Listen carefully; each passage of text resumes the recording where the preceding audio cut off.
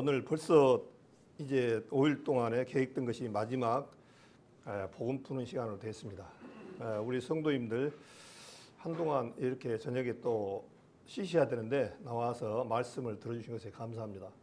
날씨도 오늘 또 마찬가지로 여름 계속 더워서 정말 힘든 시간들이었는데 이렇게 또 나와서 같이 말씀을 들을 수 있으니까 참 좋은 것 같습니다. 이 시간이 구원받지 못하신 분에게는 정말 유익한 시간이고 일생에 가장 귀한 시간이 될 수도 있고, 또한 우리 성도 먼저 구원받은 우리 성도님들은 또한 그동안 내 마음들을 복음을 말씀들을 하나님 앞에 다시 한번 확인해보고 또 기쁨을 얻고 힘을 얻는 그런 시간들이 되셨으면 좋은 시간이 되시기를 바랍니다.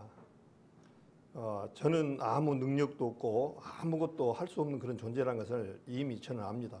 그렇지만은 주님께서 제 입술을 통해서 우리 성도님들하고 전할 때 정말 헛된 말씀이 아니고 듣는 이의 마음 가운데 그 마음 가운데 온전히 심어지기를 주님 앞에 바랄 뿐입니다.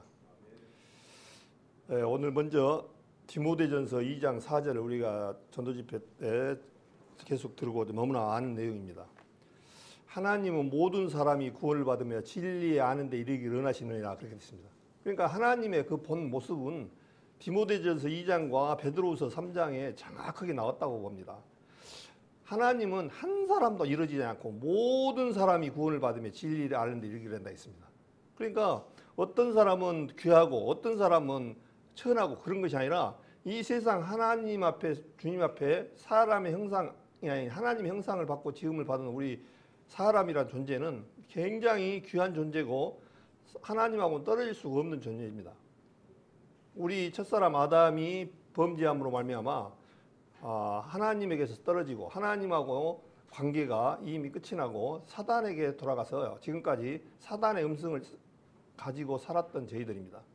그래서 이제 성경 속에서 내 자신의 신분도 몰랐었고, 성경이 아니었으면 이런 신분도 몰랐고 내가 어디로 가는지 또한 어떻게 해야 생명을 얻는지 이러한 것도 아무것도 몰랐는데 성경 속에서 이제 우리에게 주님께서 가르쳐 주셨습니다. 우리가 성경을 지금까지 바이블이라고 해서 책이라는 그런 의미를 가지고 이렇게 받아들이고 있습니다. 그러나 더 올드 테스트먼트라 가지고 증언, 언약, 유언 이런 의미를 한다고 말씀을 드렸습니다. 그래서 새로운 것은 더 뉴 테스트먼트 해가지고 새로운 유언. 그러니까 우리 성경 안에 주님의 유언이 들어있어요. 유언이. 뭔 유언이냐? 이렇게 하면은 하나님께서 너희들에게 복을 줄 수 있는 길을 주겠다라고 성경 속에서 주님께서 부활 생명 또한 재림 또 주님의 나라에 청청할 수 있는 이런 모든 비밀들을 이 성경책에다 놔뒀습니다. 이 세상 어떠한 것도 단연컨대 성경 아니면 이 인생 문제를 해결 못합니다. 다른 이로서는 구원을 얻을 수 없나니 천하 인간의 구원을 얻을 만한 다른 이름을 주신 일이 없습니다. 사도행전에도 4장 22절에 그렇게 말씀하셨죠. 이 세상 어떤 것에도 주님께서 그렇게 말씀하셨어요. 내가 곧 길이요 진리요 생명이니 나로 말미암지 않고는 아버지께로 올 자가 없다고 하셔서 주님께서 내가 곧 길이요, 길이라는 게 길도입니까? 돌을 옛날에 그거를 잘못 알아가지고 돌을 닦는다 어쩐다 그러는데 그 돌은 주님이 주신 생명의 도인데 그것을 잘못 알고 그렇게 살아갑니다. 도 닦는다고. 뭔 닦아갖고 우리는 사람은 몇 번 말씀드리지만 우리 아담에 물려받는 이것은요 쓸모가 없는 거예요. 이걸 고쳐서 쓸 수 있는 존재가 아니라니까요. 근데 이 세상에 유교나 도덕적으로 한 사람들은 뭐가 있습니까? 요거를 좀 배우면 사람이 선해지고 조금 이렇게 깨끗하게 보여져요. 그러나 그것은 하나님 편에 봤을 때는요 정말 우리 사람들을 이 하나님의 말씀을 쫓아서 살아가는 배워보고 살아가는 거하고 똑같아요. 바리새인과 서기관들이 그 세례 요한이 세례 주는데 오는데 세례 요한이 독사의 자식들아 그렇게 하는 말씀이 나옵니다. 예, 그분들은요 우리 도덕적으로 정말 깨끗하고 온전하게 살아갑니다. 근데 독사의 자식이랄까요?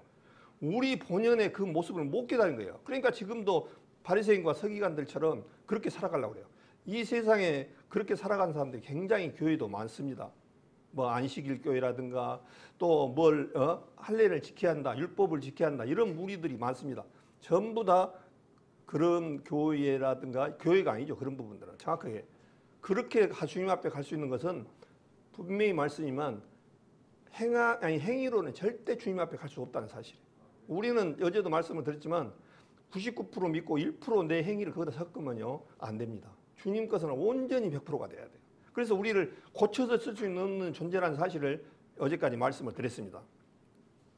그래서 조금 복습을 좀 하면은 여기서 마찬가지로 베드로후서에도 뭐냐니까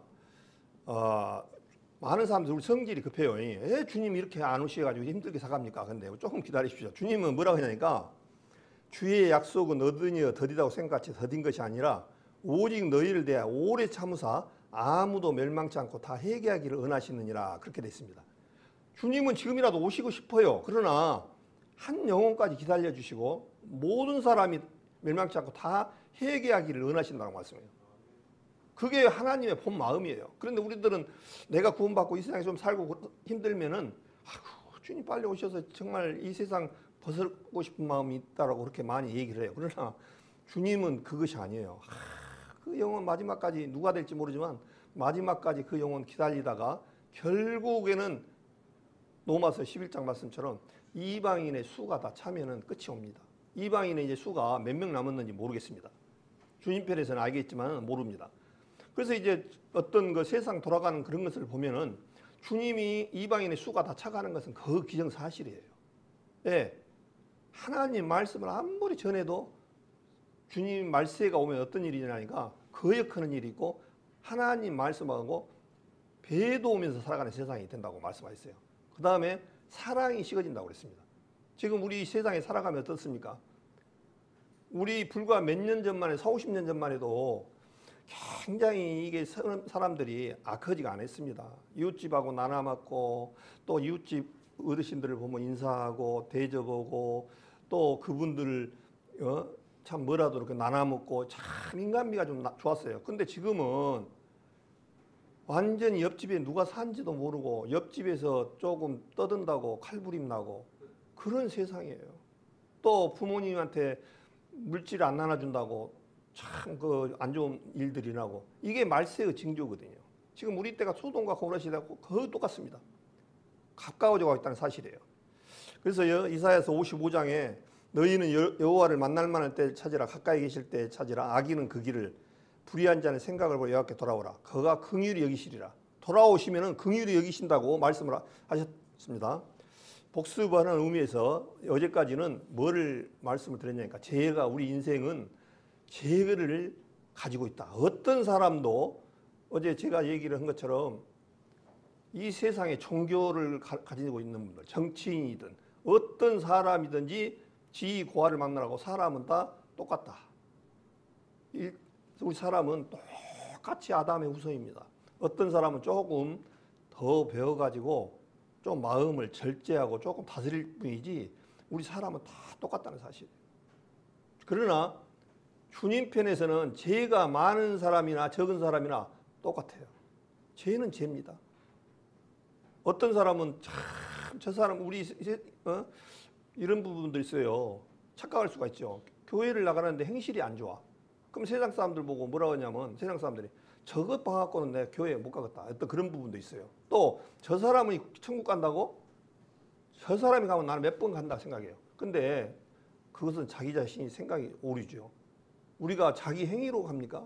주님 앞에 비록 어떤 이 세상에서 악하게 살았더라도 하나님 말씀을 깨닫고 구원받으면 주님의 자녀가 되는 거예요. 단지 그 사람의 이제 상금이 없고 잘못 살면 하나님 앞에 징계가 있다는 것 뿐이지 비록 그 사람이 이 세상에서 어떻게 잘 살았냐 못 살았냐 그것이 중요한 게 아니라 하나님 자녀로 거듭났느냐 이게 중요하거든요. 초점이.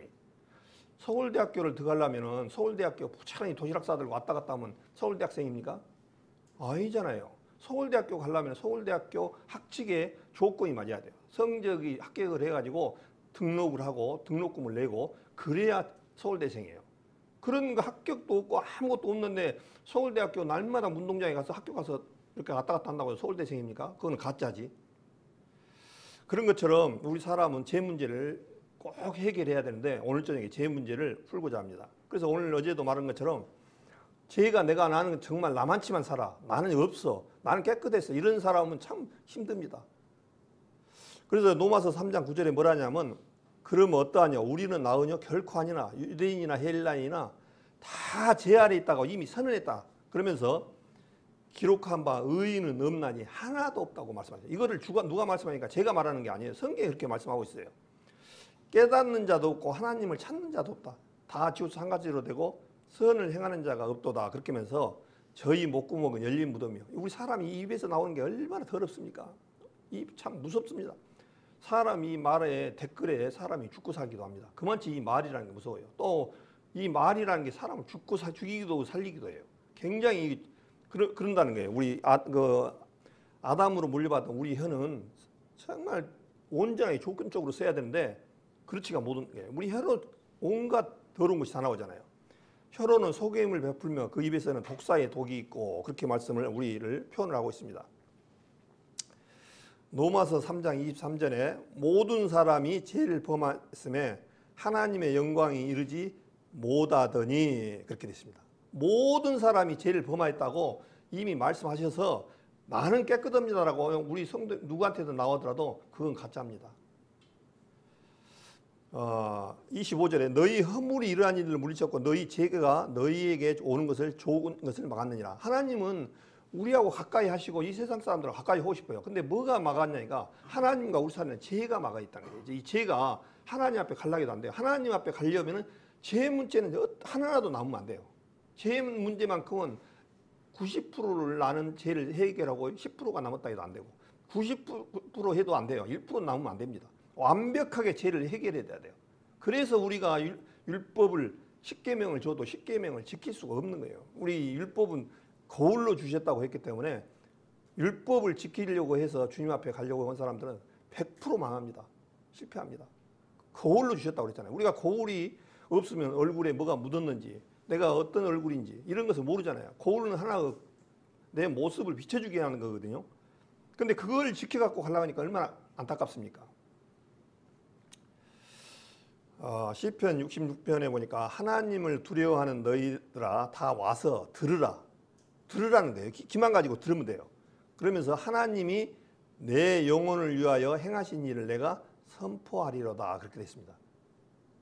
그래서 하나님이 이 교회에 나가는 목적은 이 세상에서 사람들은 잘못 알고 오는 분들은 교회 가면 잘 되고 건강하고 돈도 잘 벌고 자식들 잘 되고 뭐 때문에 이런 완전 그냥 기복신앙적으로 흘러갑니다. 근데 그것은 본 목적은 그 후자예요. 너희는 먼저 그의 나라와 그의 의를 구하라. 그리하면 이 모든 것을 너희에게 더하신다고 말씀하셔서 너희는 먼저 그의 나라 그 의를 구해야 돼요. 그 오르르자가 뭡니까? 양양자 밑에 내가 들어간 것이 의로운 거거든요. 양 밑에 내가 들어갔을 때 의로움이 된 거예요. 예, 그 양이 내 죄를 씻어지기 때문에. 그래서 구원받기 위한 세 가지 조건이 여기서 오늘 제가 말씀을 드리는데 첫째는 성경이 사실이라는 것이 믿어져야 됩니다. 첫째 이게 굉장히 중요해야 돼요. 성경이 사실이라는 것이 안 믿어지면 죄가 있어도 나하고 관계없고 예수님이 말해도 나하고 관계없고 가만히 생각해 보면요. 이 모든 이 지구상에 하나부터 열까지 아니면 처음부터 끝까지 보면요. 신비롭지 않은 것이 하나가 없습니다. 제가 인체의 신비 말씀 그 사진 봤잖아요. 그 혈관이 한번 봐보십시오. 지구를 세 바퀴를 도는데 그 혈관 모세혈관까지 한번 보시면 그게 하나라도 머릿속에 하나 막히면 뇌졸중이 걸린다 가지고 꼼짝 못하고 쓰러집니다. 손이 있어도 남의 의탁해야 되고 발이 있어도 그것을 하나님이 만들어 주셔서 우리 사람을 작동하는데 얼마나 신비합니까? 참 기가 막히잖아요. 기가 막혀요. 그 많은 혈관들을 보면요. 모든 혈관과 모든 장기들이 질서정연하게 쫙 이뤄가고 지금 이 순간까지 이렇게 왔어요. 근데 이제 이것이 점점점 망가지고 이제 이걸로는 끝이에요. 이 아담의 작품 이거는 끝이에요. 진짜 신령한 몸으로 바뀌면 어떤 조건이냐? 죽을 수가 없는 존재. 그 다음에 아프고 슬프고 이런 존재가 아니라는 거예요. 애 아프고 슬픔이 왜 옵니까? 아프고 고통스럽고 또 사람이 이 세상에서 살아가면은 모든 사람들이 거기 다 그러더라고요. 얘기를 들어보면 옛날로 돌아가면서 다시 한번 기회를 주시면 살렵니까? 얘기를 하면요. 거의 다 노. 옛날로 돌아가기 싫다는 거예요. 지금 내가 예를 들어서 돈이 100억, 1000억이 재를 갖고 있어도 옛날로 다시 돌아가려니까 하면 안 돌아가려고 한다. 예, 돌아보면은 지금까지 살아간 것이 고생뿐이에요. 우리의 연수가 70이요 한거나 80이라도 우리의 연수의 자랑은 수고와 슬픔뿐이라고 답을 했습니다. 아무리 이 세상에 많은 부귀영화를 누렸더라도요, 옛날로 돌아가서 한다면 싫어합니다. 예, 그 생활은 너무나 힘든 생활이었습니다. 그러나 이제 주님께서 주시고자 하는 생활은 이런 거하고는 비교가 안 돼. 원래 에덴 동산이 평생 먹고 정말 아름다운 그런 세상이었는데 거기서 부도를 내버려서 결국은 우리가 지금까지 사단에게 속아가지고 사단의 자녀가 돼가지고 여기까지 와가지고 고생을. 그래서 지금까지 70이요, 80이요 그 동안 고생만 하고 살았던 거죠. 그래서 이제 두 번째는 내가 죄가 있다는 사실을 인정돼야 돼요. 여기 계신 분들 중에 나는 죄가 없어, 아니면 죄가 나는 조금밖에 안 졌어요. 그런 분이 있으면 지금 문제가 심각합니다. 하나님 말씀 못 받아들여요. 나는 하나님 앞에 내가 정말 우리 특히 나이 드신 분들은 이런 부분 얘기하면 나는 정말 하나님 앞에 이 죄를 지은 것이 없어 이렇게 말하신 분들 옛날에 많이 해요. 그분은 순수하니까. 그러나 그분들 수준에서 얘기해 보면 참 옆집에 감나무 감 하나 띄어먹은 거 따먹은 것도 얘기하면 그때서 수긍하고 또 무 하나 뽑아 먹었던 거 오이 하나 따먹었던 거 이렇게 하면 이제 수긍이 가요. 근데 그것보다도 우리는 원래 죄를 지을 수밖에 없는 죄공장을 가지고 있는 사람들이에요. 예, 아담의 후손에서 아담의 후손으로 우리는 이어받았기 때문에 지금까지 내가 아무리 거룩하게 살라고 해도 죄공장을 가지고 있는 사람들에서 이 몸으로는 절대로 죄 문제를 우리 스스로는 해결 못합니다. 그래서 주님이 오셔야 돼요. 그 다음에 죄가 있는 자는 지옥에 간다는 사실을 믿어야 됩니다. 죄의 싹은 사망이기 때문에 죄가 있는 분들은 지옥에 100% 갑니다. 그 죄 문제를 해결해야 되는 거죠. 베드로전서 1장 23절에 보면 너희가 거듭난 것이 썩을 씨로 된 것이 아니요 썩지 아니할 씨로 된 것이니 하나님의 살아있고 항상 있는 말씀으로 됐느니라. 우리가 거듭나는 것은 그 장로회처럼 부흥회 가갖고 막 두들고 뭐서 해가지고 또 꿈속에서 뭘 받고 그냥 새벽기도 가가지고 나무 잡고 막 어떻게 하다 보니까 해서 거듭난 것이 아니라 이 말씀으로 거듭나야 되는 거예요. 말씀으로. 주님께서는 이 세상에 딱 유일한 무엇을 남겨주셨냐니까 이 말씀으로 맡겨주셨습니다. 말씀으로. 이 남겨놨어요. 그래서 이 말씀이 성경이 이루어지기 전에는 기적과 이적과 표적을 나타날 수 있었습니다. 그러나 그때는 왜 그러냐면 성경이 아직 완성이 안 됐기 때문에 그렇게 돼 있어요. 그러나 지금은 66권의 성경이 완벽하게 이루어져서 주님 앞에 나아가는데 아무 부족이 없습니다. 이 성경 안에 하나님의 그 비밀을 처음부터 끝까지 완벽하게 다 써놓고 있습니다. 어디까지 써놨느냐? 천국까지 써놨습니다. 요한계시록에 보면은 21장에는 20장부터는 천년왕국이 나오고 그 21장부터는 천국이 나오지 않습니까? 그 천국은 정금으로 만들어서 이 정사각형으로 그 천국의 크기까지 다 나와 있습니다. 완벽하게 성경이 다 보여주셨어요. 그럼 우리는 이제 그 받아 캐먹으면 돼요. 캐요. 그러면서 거듭나는 것은 성경 말씀으로 거듭나야 된다. 그렇게 말씀을 드리고 24절에 그러므로 모든 육체는 풀과 같고 그 모든 영광이 들의 폭 같으니 풀은 마르고 꽃은 떨어지되 오직 주의 말씀은 새서토록 하였으니 너희에게 전한 복음이 곧 이 말씀이라. 베드로전서 1장 23절에 그렇게 말씀하셨습니다. 복음이라는 것을 풀어주는 것은 이 말씀이라는 거예요. 이 말씀에 어떻게 됐는가 그를 보고 받아들이면 되는 거예요. 누가복음 5장 31절에 보니까 예수께서 대답하여 가라사대 건강한 자에게는 의인이 쓸데없고 병든 자에게 쓸데있나니 내가 의인을 부르러 온 것이 아니라 죄인을 불러 회개시키러 왔노라. 그렇게 말씀하셨습니다. 예수님께서 오신 목적은 의인을 부른 것이 아니라 죄인을 불러서 회개시키러 왔다. 그렇게 됩니다. 이 회개란 말이 헬라어 메타노니아였고 마음의 방향을 죄의 지금 아담의 후손이라 사단을 쫓아서 그대로 지금까지 살아왔어요. 근데 이 방향을 180도 확 바꿔가지고 하나님으로 방향을 바꾼 것을 회개라고 합니다. 뉘우치래. 지금까지 내가 잘못 살아왔던 이런 부분들을 뉘우치고서 하나님 앞에 가는 것이 회개입니다. 그래서 돌아가던 사단으로부터 살아가던 그 길을 돌이키라는 것이 회개예요. 그 돌이켜야 돼요. 우리 사람들은 전부 다. 누가복음 18장 10절에 어제 바리새인과 세리의 그 모습을 말씀을 드렸는데 오늘도 또 한 번 좀 말씀을 드립니다. 이 바리새인이다라면 어제 계속 말씀드리지만 율법주의자들 중에서 바리새인파가 있는데 바리새인 중에서 이 율법 중에서도 바리새인파들은 부활이 있다라고 말씀하셨고 하나님 율법을 철저하게 지켰던 사람들이에요. 그러나 사두개인들은 부활이 없다라고 부정했던 그런 파가 있었습니다. 이스라엘에. 근데 이 바리새인들은 기도하는데 뭐라고 하냐니까 자기를 잘하는 거예요. 다른 사람도 틀려갖고 토색, 누가 뺏은 일도 없고 불이 가늠하는 자들과 같지 아니하고 나는 그렇게 거룩하고 살고 나는 그렇다는 사람이라는 거예요. 그러면서 또 뭐라고 하냐면 옆에 있는 이 세리야도 같지 않다. 이 세리는 제가 말씀드렸죠. 지금 같으면 세무서.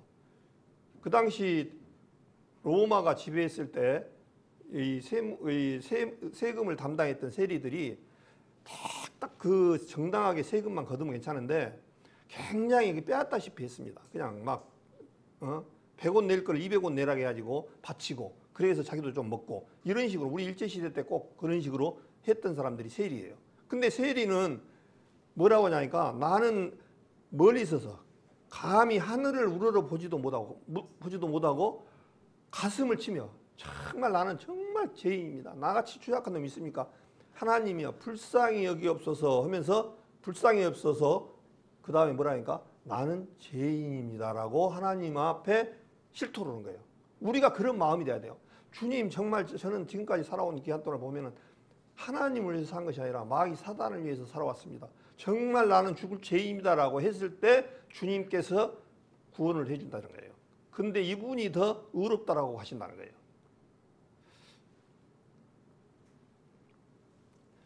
예레미야 17장에 보면은 여호와여 주는 나의 찬송연이 나를 고치소서. 자, 나를 고친다는 얘기는 내가 지금 망가져 있다는 거겠죠. 망가져 있어야 고치죠. 죄인을 부르렀는데 죄가 없다고 하면 필요가 없잖아요. 내가 의인을 부르는 것이 아니라 죄인을 부르렀더라고. 그래서 나를 고치소서. 그러하시면 내가 낫겠나이다. 나를 구원하소서. 그리하시면 내가 구원을 얻으리다. 그렇게 말씀을 하고 있습니다. 그래서 레위기 4장에 보면은 이제 죄를 씻는 구약의 모습을 주님께서 모형을 먼저 딱 보여주셨어요. 그래서 옛날에 구약에 예수님보다 그 전에 죄를 사할 수 있는 사람이 죄를 지으면은 죄를 지을 수 있는 그 길을 주님께서 넣으셨는데 이제 주로 레위기서의 말씀을 많이 해 놓으셨습니다. 레위기서 4장 32절에 보니까 여기는 거기에는 제사장과 그 다음에 족장과 평민의 죄를 씻는 것이 나옵니다. 그래서 이제 우리는 보통 평민이라 생각하니까 레위기서 4장 32절은 평민의 보통 사람들의 속죄를 어떻게 죄를 사는가 그 부분을 따왔습니다. 어린 양을 속죄 제물로 가져오려거든 흠 없는 암컷으로 끌어다가 그 속죄제 희생의 머리에 안수하고 번제 희생을 잡는 것에서 잡아 속죄제를 삼을 것이요. 제사장은 그 속죄제 희생의 피를 손가락으로 찍어 번제단 뿔에 바르고 그 피는 전부를 단 밑에 쏟고 그 모든 기름을 한목제 어린 양의 기름을 취한 것 같이 취하여 단히 여호와의 화제물 위에 불사를 지니 이와 같이 제사장이 그 범한 죄에 대하여 그를 위하여 속죄한즉 그가 사함을 얻으리라. 그렇게 됐습니다. 어떤 사람이 내가 죄를 지었는데 어린 양을 가져와 가지고 이제 뭐라니까 속죄제 희생의 머리에 안수한다는 얘기는 그 양 머리에다가 이 전가하는 얘기를 말합니다. 내가 내 죄를 내 스스로 해결하려니까 내가 죽어야만 해결돼요. 그래서 내가 죽을 수는 없으니까 양한테 뭐라고 되냐니까 내 죄를 양한테 넘기노라. 그러면은 내 죄는 양한테 이렇게 넘어간 거예요. 그러면 피 흘림이 없은즉 사함이 없다라고 말씀하셔서 죄를 살려면 꼭 피를 흘려 죽어야 돼. 그게 답이에요. 그래서 이제 안수를 통해서 짐승을 그 전가를 시키면 그 짐승은 그냥 살려서 보내면 안 돼요. 짐승은 꼭 죽여야 돼요. 그것이 구약의 죄를 사하는 그런 방법이었습니다. 레위기 17장에 보면 육체의 생명은 피에 있음이라 그렇게 말씀하셔서 내가 이 피를 너희에게 주어 단에 뿌려 너희의 생명을 위하여 속하게 하였나니 생명이 피에 있으므로 피가 죄를 속하느니라. 너무나 잘 아시는 얘기가. 육체의 생명은요, 피가 있어요. 우리 실제요, 생명을 구하는데도 이 피가 문제지만 우리 육신도 마찬가지로 피가 굉장히 중요하다고 그러잖아요. 피가 나쁘면 사람 건강은 다 안 좋아요. 이 피라는 부분이. 그래서 육체의 생명에 피가 있다는 거예요. 그래서 이 피를 흘리고 양이나 염소가 대신해서 내 죄를 사하는 그런 방법이었습니다. 그런데 평상시에 내가 죄를 짓고 나면 또 양 한 마리를 갖고 와서 안수를 통해서 죄를 사하고 이런 식으로 하다 보니까 만약에 참 주님 앞에 감사한 것이, 만약에 지금 이 시대 이스라엘처럼 우리 죄를 양이나 염소나 소나 송아지를 갖고 와서 한다 하면은 우리 살림 못했을 겁니다. 아파트도 팔아야 되고 차도 팔아야 했을 거예요. 오늘 지면 또 내가 누구 성질을 미워했어. 그러면 죽어요. 이제 알고 오시고 뭐. 그러니까 그걸 살기 위해서 어떻게 됩니까? 양이나 염소 한 마리 사와야 돼요. 지금 소 한 마리에 송아지 얼마입니까? 막 몇백만 원 하잖아요. 그런 거 갖다 하고 또 뒤돌았으면 차 운전하가도 한 마디만 딱 거시면 진 거예요. 완전히. 그럼 또 갖다 드려야 되고. 그런데 주님이 너무나 우리 형편을 잘 아시는 거예요.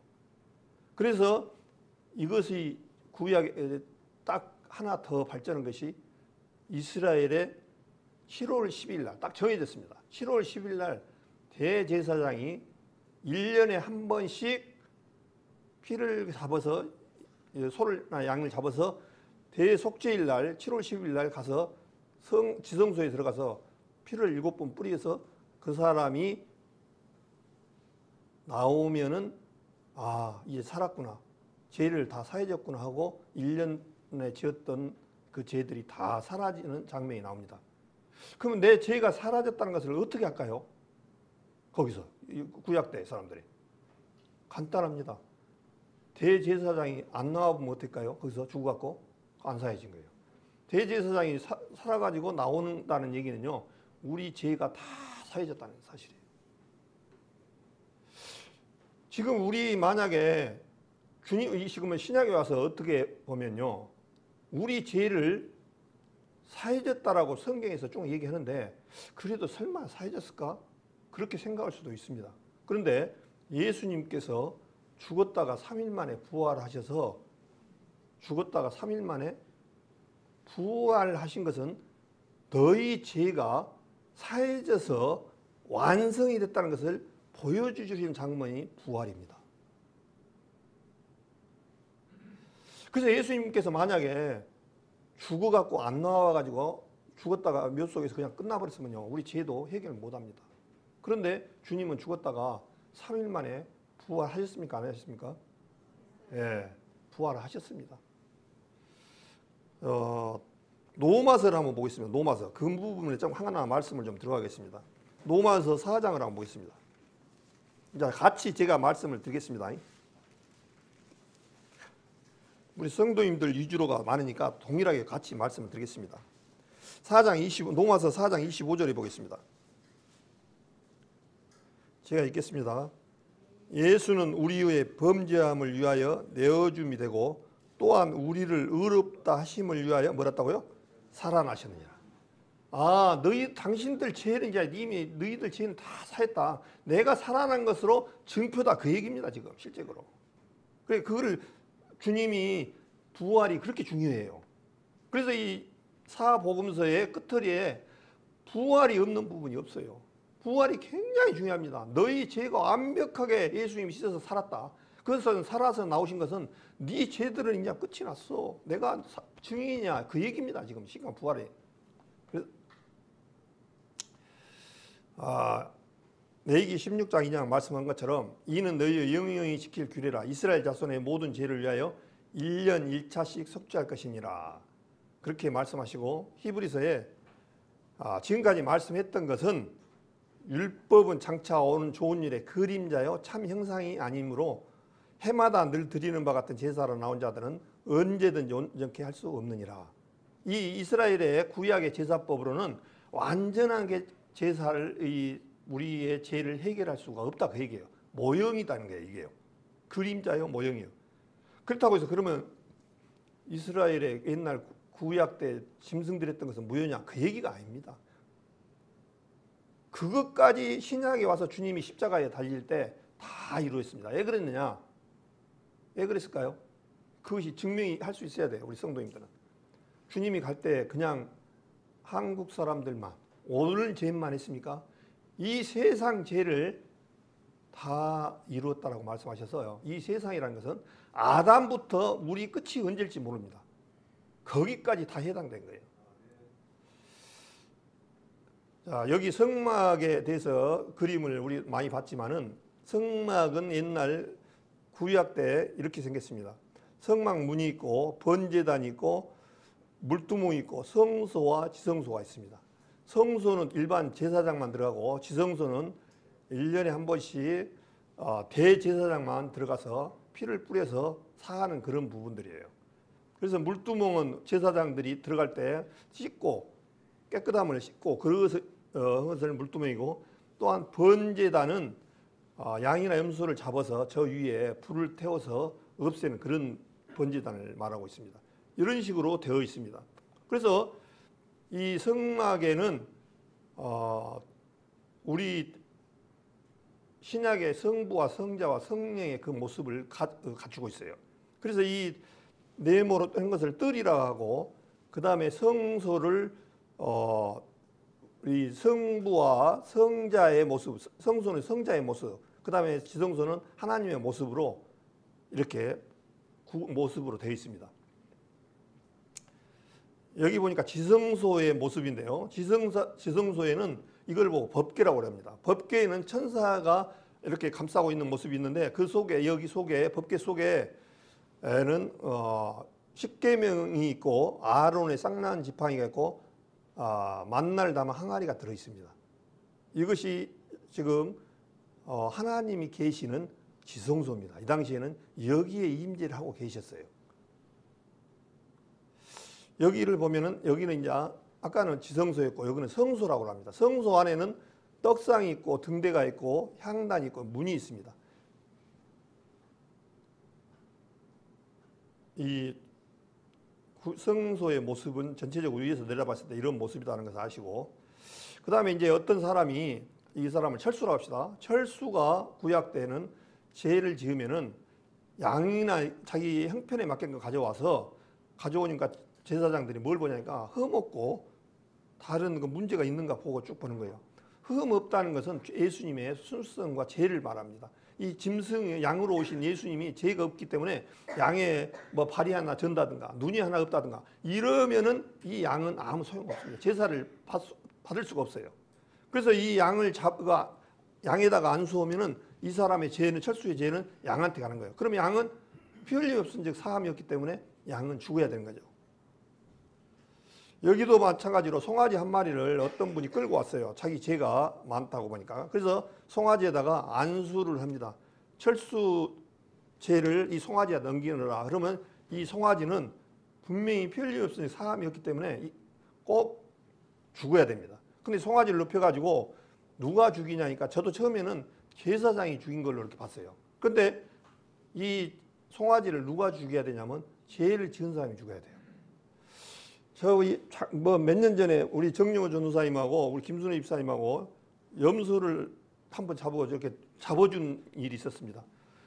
와, 정말 힘들대요. 나는 옆에 못 잡겠대요. 닭 한 마리도 못 잡겠어요. 정말 눈 돌리고 아주 발발발 떨었습니다. 근데 만약에 자매님들 이 당시 살아가지고 죄 지을 때 양 한 마리 갖고 와서 잡으라고 했는데 칼로 죄를 지은 사람 해결해야 돼요. 그하연 그렇게 된다면 어쩌겠습니까? 보통 일이 아닙니다. 그래서 이것을 가만히 생각해 보니까 그 사람이 찔러야 되고 그 사람이 피를 내야 되니까 가만히 생각해 보니까 그만큼 죄를 지으면 안 된다는 것을 우리가 경각심을 가져야 되겠더라고요. 그렇게 되겠더라고요. 이런 모습을 보고 만약에 계속 한다면요, 와, 그럼 죄를 안 지으면 죽으니까 어쩔 수 없이 죽여야 잘 사는 거 아닙니까? 그러니까 이게 죄를 아무래도 조심하겠죠.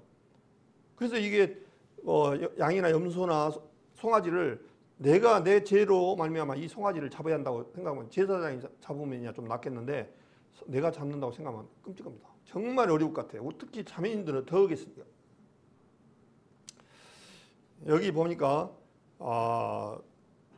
출애굽기 12장에 보면 이스라엘 백성들한테 장자를 죽이는데 주님 하나님께서 그렇게 말씀하시죠. 임방과 문지방에 피를 바르고 저녁 때까지 끝날 때까지 아침에까지 나오지 말아라 그렇게 되어 있습니다. 그러면 이 만약에 이스라엘 백성들은 다 쫓아서 그렇게 임방에 피를 바르고 발랐습니다. 그런데 애굽에 있는 사람들은 말하지도 않았을 뿐더러 이런 것을 아니까 애굽의 바로의 왕의 아들부터 저 종들의 아들까지 다 장자들이 아니겠습니까? 큰아들이 아니겠습니까? 근데 이스라엘 백성들의 장자들은 모조리 다 완벽하게 살았습니다. 그러나 애굽의 장자들은 큰아들은 모조리 죽었습니다. 하나님은 참 위대하셔요. 왜 그러냐니까 한번 보십시오. 우리가 생각할 때는 애굽 사람의 장자인지 이스라엘의 장자인지 어떻게 알겠습니까? 단지 뭘 보고 왔냐니까 이 피를 보고 오는 거예요. 이스라엘 백성들 중에 또 혹시 삐딱한 사람이 야 아들아 우리는 하나님을 믿어야 되니 오늘 저녁에 주님께서 이 세상을 애굽을 심판을 오시는데 이 안에 들어가셔야 한다. 나오면 안 된다. 피를 바르고 이 짐승 피를 발라서 하니까 나오면 안 된다. 에이 설마 아버지 뭐 그러려고요. 혹은 만약에 나와버렸으면 어떨까요? 그 아들 죽을까요 안 죽을까요? 예, 그 아들은 바로 그날 저녁에 갑니다. 그런데 이 집 안에서 들어가 있을 때 이분들은요 떨 필요도 없어요. 예, 피만 이 천사들이 장자들을 죽이러 올 때 뭘 보냐니까 이 집이 잘 살고 못 살고 뭐 이 사람이 선한 일을 하고 또 나쁜 일을 했고 그걸 보는 게 아니라 그 집안에 딱 보니까 딱 피가 있거든요. 피만 보면은 패스오브 해가지고 6월절에 해가지고 넘어가다 재앙이 넘어가다 그 얘기입니다. 그 천사들은 하나님은 다른 거 안 봐요. 그 사람이 아무리 선한 일을 막 좋은 일하고 하고 악한 일을 했던 간에 그걸 안 보고 피만 보는 거예요. 피가만 보니까 이 집은 양을 잡았네. 피를 보고 넘어간다는 것이 6월절입니다. 그래서 6월절 날 모두가 이스라엘 사람들은 장손들은 장남들은 다 살았습니다. 마다들은. 그러나 애굽에는 큰 호곡이 있었더라 그렇게 말했어요. 그러니까 애국의 바로의 아들부터 저 밑에 맷돌 굴리는 종까지 아들들은 모조리 죽었다는 거예요. 요거를 실제로 저도 이제 성지순례 가가지고 다른 분한테 들었는데 이 애굽 사람, 그건 지금의 이집트입니다. 이 사람들은 역사 문헌에도 나온답니다. 이게 성경하고 관계없이. 이때 한번 애굽에 엄청난 재앙이 있었다는 것을 그분들도 안돼요. 그래서 엄청나게 치욕으로 들고 근데요. 실제 있었어요. 성경에만 있는 게 아니라 그 나라의 역사적인 사실들이 그대로 들어있는 거예요. 이런 엄청난 사건이. 그래서 불완전한 이렇게 드리는 부분, 옛날 구약처럼 드리는 제사는 완전한 제사가 아니다는 거죠. 제사를 들어가다가 불의로 사고로 죽게 되면 지옥 가는 문제가 생깁니다. 그래서 과거에서 현재까지만 짓는 용서되어지고 앞으로 지을 죄는 모르는 게 그 불완전한 제사예요. 또 이렇게 하는 부분들이 있어요. 어느 교회에서는 원죄는 해당되고 죄졌고 앞으로 지을 죄는 당신들이 해결해. 너희들이 해결해야 돼. 그래서 우리는 달마다 회개해야 된다. 이렇게 가르치는 분들이 있어요. 그것이 꼭 이런 불완전한 제사인 거예요. 주님은 그렇게 시시한 분이 아니에요. 완벽하신 분이에요. 우리 보고 지켜가지고 나머지 1%라도 주님 앞에 나오라고 했으면 주님 앞에 전부 지옥 가야 돼요. 의미가 없어요. 완벽한 분이에요, 주님은. 그런데 과거제부터 현재까지는 주님이 가져가셨는데 앞으로 지을 죄는 너희가 앞으로 살다 보면 죄를 짓는데 그 죄는 너희들이 해결하고 와라고 하는 부분들도 있단 말입니다. 다 그렇지는 않지만 그것은 반쪽 구원밖에 아니고 의미가 없습니다. 그건 구원이 아닙니다. 그래서 이제 주님께서 완전한 제사를 지내기 위해서 이제 누가복음 1장에 30절에 보니까 보라 내가 수태아의 아들을 낳으리니 그 이름을 예수라 하라. 대저 하나님의 모든 말씀은 능치 못하심이 없느니라. 그렇게 해서 이 마리아의 배를 빌려서 주님이 오시겠다라고 구약 때 약속을 하셨습니다. 그래서 이제 마리아를 잠시 배를 빌려서 오시는데 우리 사람은 남자와 여자의 생물학적으로 결합이 되어야 자녀를 낳잖아요. 그 아들들은 다 죄인의 자석이에요. 그래서 우리 생물학적으로 그렇게 만나면 안 돼서 주님께서는 이제 성령으로 능력으로 마리아의 피를 빌려서 사람이처럼 똑같이 나오는 거예요. 왜 그러냐니까 주님은 이 땅에 오신 목적이 뭐냐니까 우리 사람의 대속물로 오셨기 때문에 우리 사람하고 똑같은 모습으로 오셔야 돼요. 그렇기 때문에 아담의 후손으로 이 죄를 씻기 위해서 오신 것이 아니라 마리아의 배를 잠시 빌려서 오시겠다라고 말씀을 하셔서 그 말씀대로 이루어진 거예요.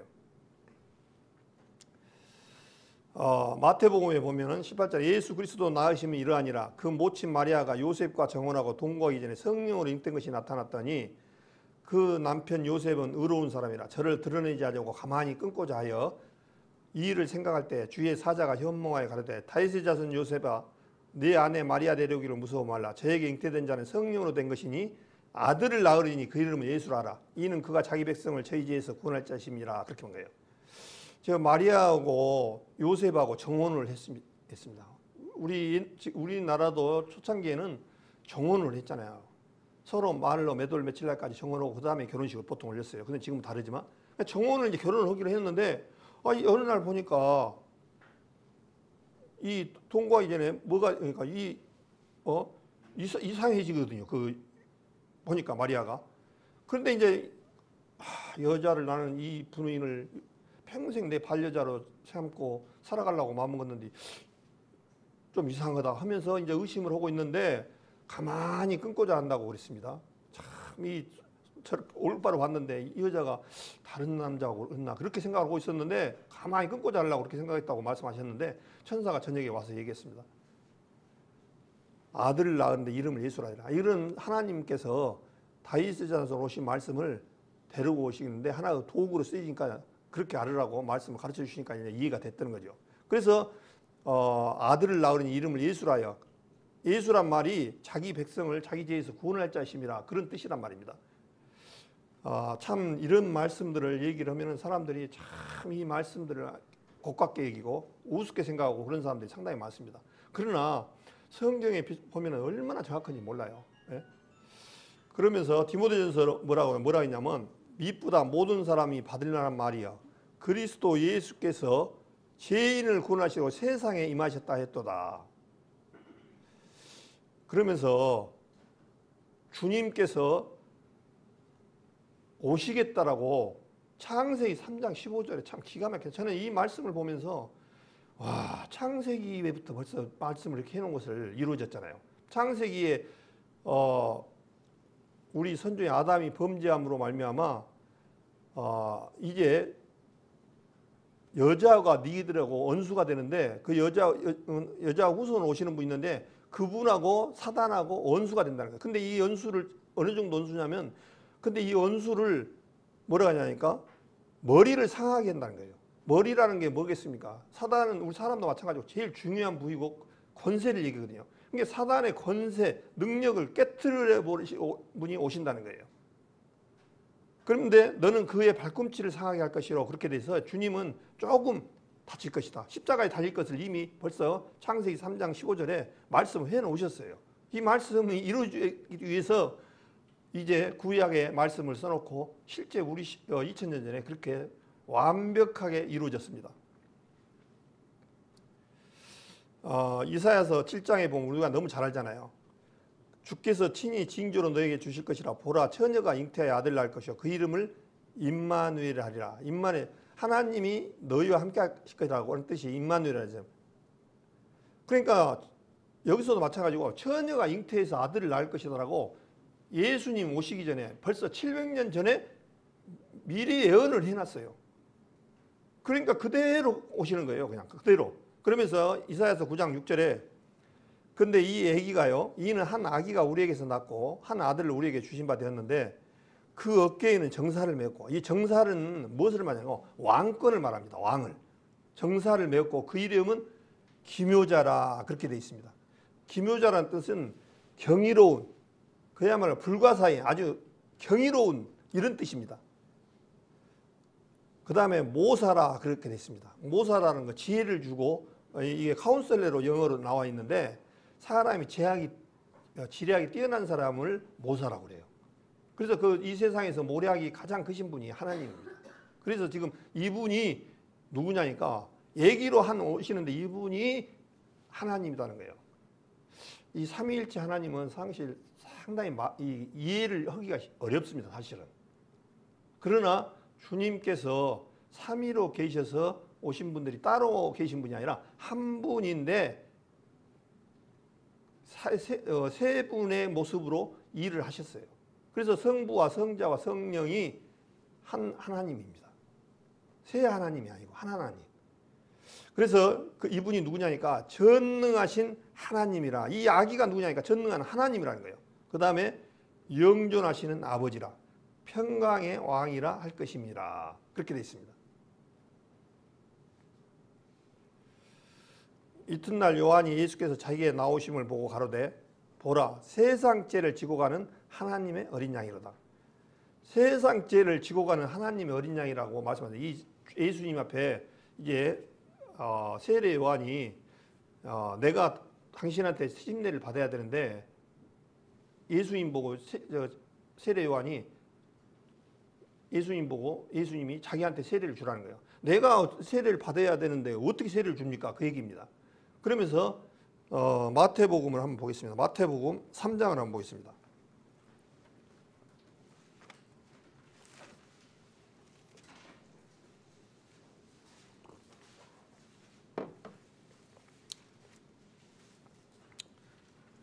마태복음 3장 13절에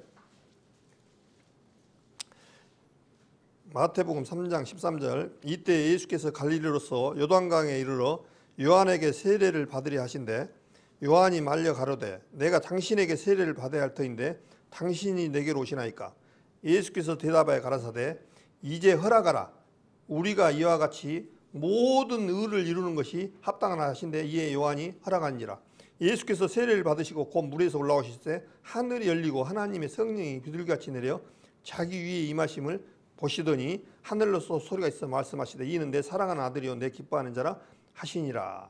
그래서 이 세상 죄를 이 세례 요한이 예수님한테 머리에다 얹으니까 보라 세상 죄를 지고 하는 하나님을 세상 죄를 예수님 앞에 다 넘겨버립니다.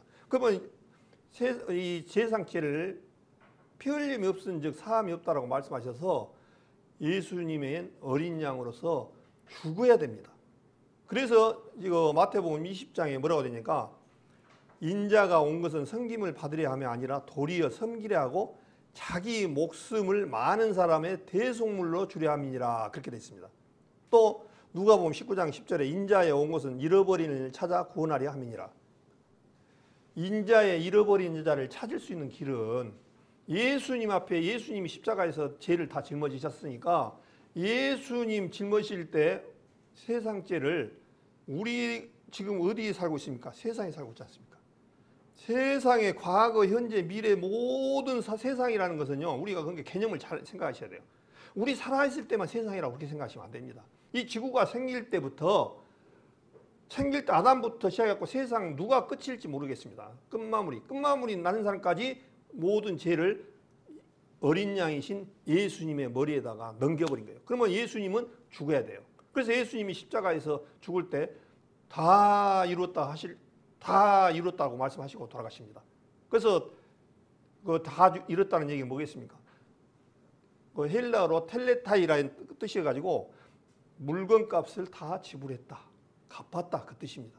다 이 세상의 죄를 다 해결했다 그 얘기입니다.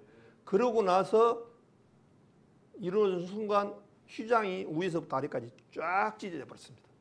예, 이제 구약의 주님 앞에 거기 성막에 지성소에 들어갈 때는 어떤 일이 있냐니까 1년에 한 번씩 대제사장밖에 못 들어가요. 그 지성소를. 그런데 그것도 피를 가지고 들어가야 돼요. 대제사장이라고 그냥 가는 게 아닙니다. 1년에 한 번씩 송아지나 피를 가지고 가가지고 피를 7번 뿌려서 통과되어야 그것이 온전히 죄가 씻어지거든요. 근데 이제 위에서부터 아래까지 휘장이 찢어져 보니까 이 세상 사람들 구원받은 사람들은 그 안에 지성소까지 바로 들어갈 수 있는 직통의 길이 열렸습니다. 우리는 지성소까지 이제 바로 들어갈 수 있습니다. 그것이 이제 성경의 비밀이고 답입니다. 그래서 이제 예수님께서 이제 예수님에 대해서 이제 죽어야 되니까 예수님에 대해서 좀 말씀을 드리겠습니다. 마태복음 26장을 한번 보겠습니다.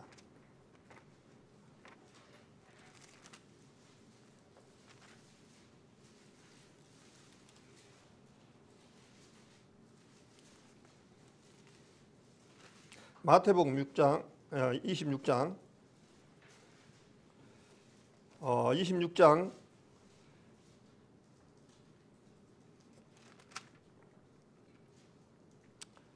66절을 읽겠습니다. 마태복음 26장 66절 생각이 어떠하뇨? 대답하여 가로되 저는 사형에 해당이라 하고 이에 예수의 얼굴에 침뱉으며 주먹으로 치고 오는 손바닥으로 때리며 가로되 그리스도야 우리에게 선지자 노릇하라 너를 친 자가 누구냐 하더라. 그래서 빌라도는 최대한 예수님을 살려주려고 계속 했지만은 많은 이스라엘 백성들이 예수님을 만약에 놓아지면 우리는 가이사의 충신이 아니다. 데모를 하는 거예요. 막 계속. 그래가지고 이제 빌라도는 깨를 낸 거죠. 이 세상에서 가장 악질인 바라바라는 강도, 살인, 밀란을 일으킨 사람을 예수님하고 한번 바꿔치기 해봐야겠다. 해서 야 예수님을 놓아줄까 바라바를 놓아줄까 그러니까 이 빌라도는 예수님을 놓아줄 거라고 생각을 했어요. 예, 이 바라바는 엄청난 죄인이고 이 세상에 극악무도한 사람이거든. 그래서 두 사람 바라바를 놔줄까 예수님을 놔주니까 사람들이 뭐냐니까 바라바를 놔줘라 그런 거예요. 예수를 죽이라는 거예요. 예수님을. 그러니까 그러면 너희들이 그렇게 했다 나는 상관없다 하면서 빌라도가 야 물을 좀 떠와라 세숫대에다 물을 떠와서 손을 씻습니다. 씻으면서 너희들 나는 죄 없다. 그러면서 이스라엘 백성들이 뭐라 하냐면 그 피를 우리와 우리 자손들에게 돌려라. 그렇게 막 외치는 거예요. 그러니까 이 빌라도는 나는 이제 죄 없다 하시면서 이스라엘 백성들한테 은하는 대로 밀란이 일어나려고 하니까 그 예수님을 십자가에 넘겨주고 바라바는 풀어주는 그런 장면이 나옵니다. 그래서 이스라엘 백성들이 그 피를 우리와 우리에게 자손에게 돌릴지어다 해가지고 2600년 동안 그 나라 없는 서름을 2000년 동안 나라 없는 서름을 겪었습니다. 그 피를 우리 자손에게 돌리다. 예수님을 죽인 그 대가가 얼마나 컸는지를 모릅니다. 그래서 이제 예수님을 죽이는데 사형에 달하냐고 이에 예수의 얼굴에 침을 뱉으며 사람이 제일로 치욕을 받는 것은요 침을 받는 것이 굉장히 치욕을 받아요. 근데 이분이 누구냐면 만왕의 왕이시고 하나님입니다. 하나님인데 아들의 신분으로 이 땅에 오셨어요. 근데 그분한테 뭐라고 하냐니까 침을 딱 뱉어버린 거예요. 근데 이 성경은 참 무서워요. 갈수록. 예. 구약에 했던 말씀은 그대로 이루어져요. 여기를 잡으시고 이사야서 50장을 한번 보겠습니다. 이사야서 여기 잡으시고 마태복음을 잡으시고 이사야서 50장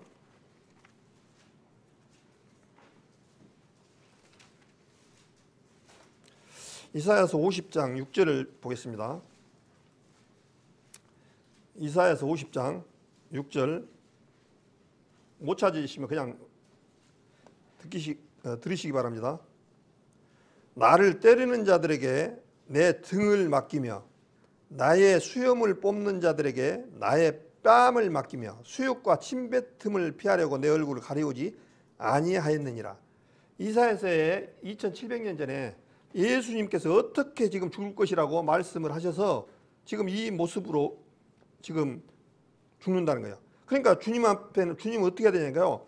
뺨을 맞아야 되고 주님을 뺨을 맡기며 그 다음에 수욕과 침뱉음을 피하려고 얼굴을 가리지 않는다는 거예요.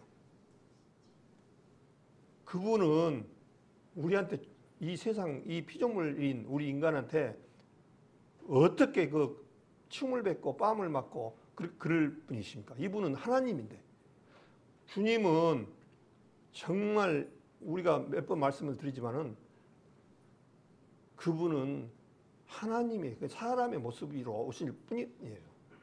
그래서 성경 말씀대로 이루어져야 되기 때문에 침을 뱉음을 그렇게 당했고 또 뭐라니까 나를 때리는 자들에게 내 등을 맡기며 그렇게 씁니다.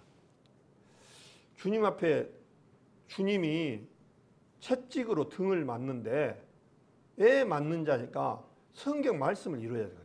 같은 매를 맞아가지고 몽둥이로 맞든가 아니면 뭐 뺨을 맞고 그렇게 해야 되는데 해필이면 채찍으로 맞은데 어디가 맞냐 등을 여기 뭐라니까 내 등을 맡긴다는 거예요. 그래서 주님이 채찍을 맞을 때 온 몸이 다 각기각이 찢어졌습니다. 주님 말씀을 이루기 위해서. 그래서요 시편 129편을 한번 볼까요? 시편 129편에 보면 더 정확하게 세밀하게 나와 있어요. 시편 129편을 한번 찾아보겠습니다. 시편 129편에 129편 찾았으면 제가 읽겠습니다. 밭가는 자가 내 등에 가라 그 고랑을 길게 지었도다. 여호와께서는 의로우사 악인의 줄을 끊으셨도다. 그래서 밭가는 자가 내 등에 가라 그 고랑을 길게 지었도다. 채찍을 맞아서 얼마나 맞았는 뒤에 고랑이 져버렸어요. 고랑이. 그 이 말씀을 이루기 위해서 성경에 구약에 했던 말씀을 한 말씀도 놓치면서 저주를 안 받으면 안 돼요. 하나님은 약속의 하나님이고 완벽하신 분이기 때문에. 근데 이거를 현대 성경으로는 좀 더 심하게 나왔더라고요.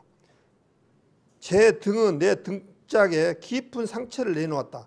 긴 고랑에 아예 파놓았다. 그렇게 표현을 해놨어요. 그렇게 주님이 그렇게 채찍에 맞고 그렇게 될 거라고 주님께서 말씀을 하셨습니다. 그 구약에 했던 부분들이 한 말씀도 안 빠지고 그렇게 다 되어졌단 말입니다. 그러면서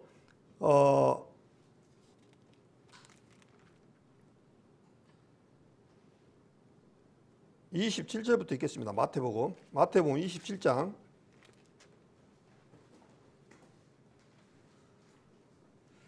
이에 총독의 군병들이 예수를 데리고 관정 안으로 들어가서 온 군대를 그에게 모으고 그의 옷을 벗기고 아직 못 찾으셨나요? 마태복음 27장입니다.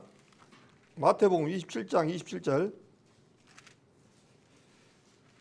이에 총독의 군병들이 예수를 데리고 관정 안으로 들어가서 온 군대를 그에게 모으고 그의 옷을 벗기고 홍포를 입히며 가시면류관을 엮어 그 머리에 씌우고 갈대를 그 오른손에 들리고 그 앞에서 무릎을 꿇고 희롱하여 가로되 유대인의 왕이여 평안할지어다 하며 여기서 보니까 그에게 침 뱉고 갈대를 빼앗아 그의 머리를 치더라. 가시면류관을 엮어 네가 이스라엘 왕이지 하면서 가시면류관을 가져가지고 머리에다 쿵 눌러줍니다. 이 가시면류관은 그냥 면류관이 가시가 아닙니다. 우리 머리에 한번 생각해 보십시오. 조그마한 가시 하나만 찔려도 못 견디잖아요. 근데 이 가시 면류관을 만들어 가지고 예수님 머리에다가 그냥 눌러서 씌우는데 이걸로 뭐냐니까 갈대를 가지고 머리에다 때렸다고 해요. 그러니까 우리 개념이 틀려요. 이 갈대는요, 이스라엘의 갈대는 우리나라 같은 이런 힘없는 갈대가 아닙니다. 이 갈대가 저는 봤는데 실제 갈대가 뭐냐니까요. 우리나라의 대막대기하고 똑같습니다. 굵기가 한 1-2cm 돼요. 대막대기예요. 그걸로 그냥 머리를 이 가시면류관 위에다 쳐버리니까 가시가 박혀서 피가 안 나왔겠습니까? 얼마나 고통스럽겠습니까? 우리 조금 우리하고 차이가 있어서 갈대로 한다니까 이거 어디 우리 그 바닷가 이런 데서 나오는 갈대 그걸로 생각하시면 안 돼요. 대나무예요. 대나무 가보니까. 이스라엘 실제 가보니까 이 갈대가 엄청 큰 거예요. 이제 그걸로 머리에 쳤으니 얼마나 힘들었겠습니까? 그리고 35절에 뭐라 하냐면 저희가 예수를 십자가에 못 박은 후에 그 옷을 제비 뽑아 나누고 거기 앉아 계시더라. 여기 시편 22편에 보면은 제비 뽑아서 나눴던 자라고 말씀하셨습니다. 그러니까 그 로마 병사들이 예수님이 입었던 옷을 우리가 쓰게 누가 갖다 하고 제비 뽑았다는 거예요. 그 말씀이 시간 관계상 시편 22편에 나와 있어요. 그대로 말씀 그대로인 거예요.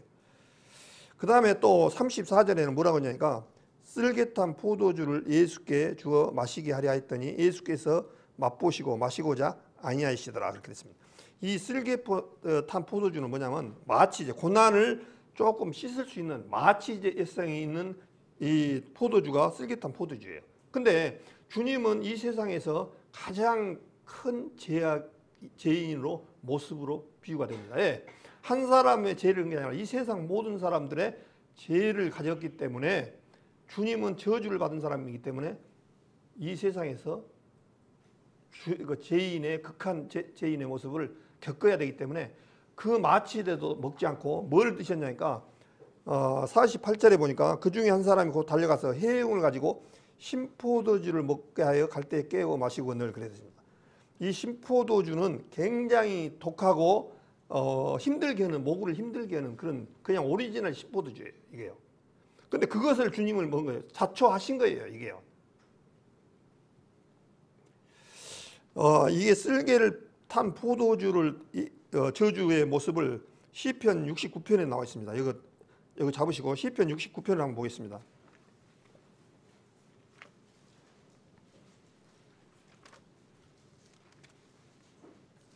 시편 69편 21절을 보겠습니다. 시편 69편 21절.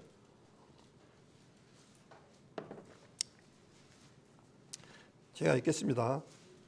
저희가 쓸개를 나의 식물로 주며 갈할 때 초로 마시었사오니 저희 앞에 밥상이 올무가 되게 하시며 저희 평안이 덫이 되게 하소서.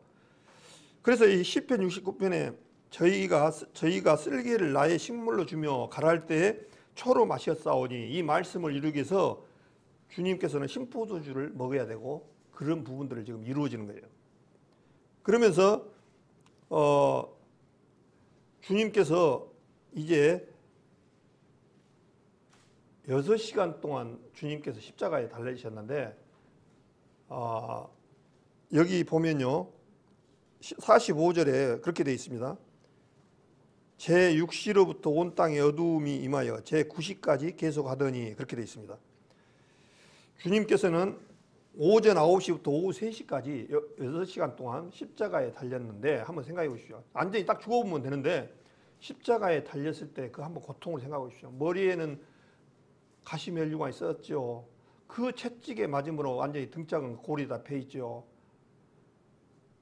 또 식초를 먹여서 일부러 그렇게 하죠. 그런 온갖 부분을 다 주님께서는 다 짊어지셨습니다. 예, 이 세상 사람들의 죄를 자기가 당해야 되기 때문에 대신 우리 인생들이 짊어질 것을 대신 짊어지셨기 때문에 이 저주를 다 짊어지셨습니다. 그래서요 45절에 보니까 제 6시로부터 온 땅에 어두움이 임하여 제 9시까지 계속하더라. 3시간 동안요 어떤 일이 있었냐니까요. 온 땅에 어두움이 임했다고 그랬어요. 태어나신데 어두움이 임했어요. 왜 그랬을까요? 왜 어두움이 임했을까요? 3시간 동안. 그래서 성경이 무섭다는 거예요. 3시간 동안 어두움이 임해서 주님이 십자가 다닐 때 캄캄해져 버렸습니다. 왜 그러냐니까 예수님은 언제 죽어야 되겠습니까? 6월절 날 죽어야 돼요.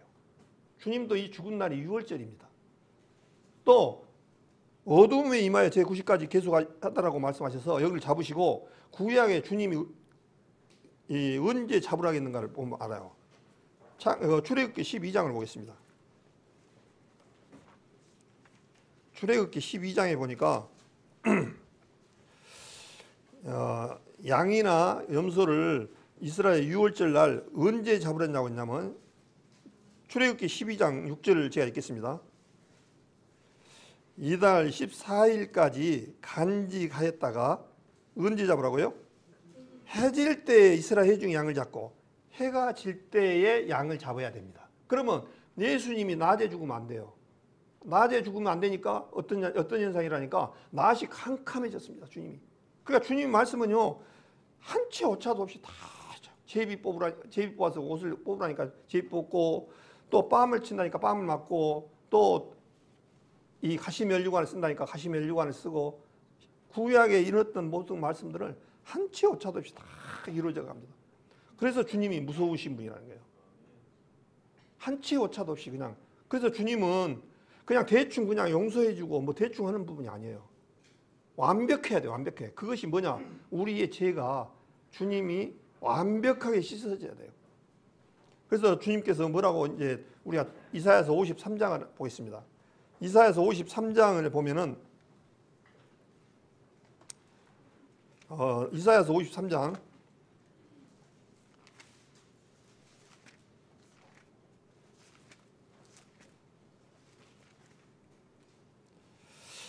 53장 제가 읽겠습니다.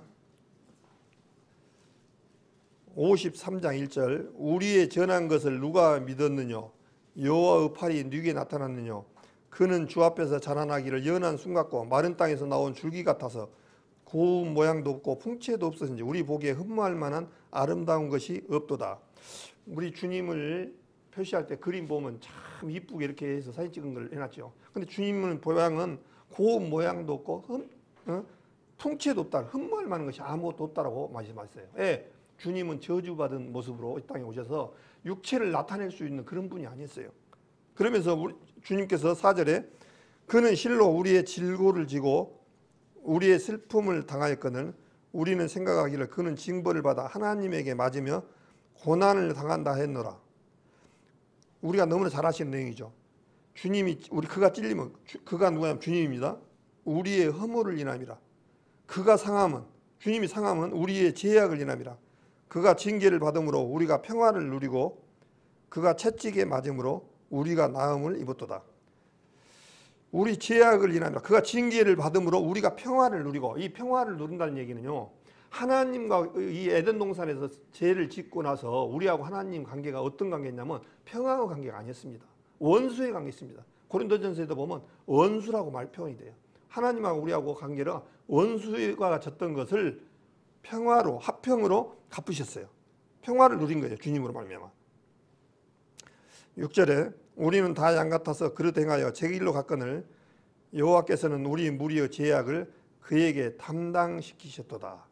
우리의 죄악을 그분에게 예수님 앞에 담당시켰다는 거예요. 그가 곤욕을 당하여 괴로울 때에도 입을 열지 아니하였으며 마치 도수장으로 끌려가는 어린 양과 털 깎는 자 앞에 잠잠한 양같이 그 입을 열지 아니하였도다. 그 양을 표현하는데 그때 어떤 분이 그때 성막 한번 갔었는데 그분이 그 얘기를 하더라고요. 저는 양을 모르겠는데 양을 잡으면은 양이 절대로 반항하고 그러지 않다네요. 그냥 있는다네요. 칼을 찔르건 뭐든 묶든 틀을 깎든 뭐든 양은 그대로 있답니다. 저는 보지는 못해서 진짜 그런지 모르겠는데 아마 그런 것 같습니다. 그래처럼 지금 표현을 그렇게 하셨어요.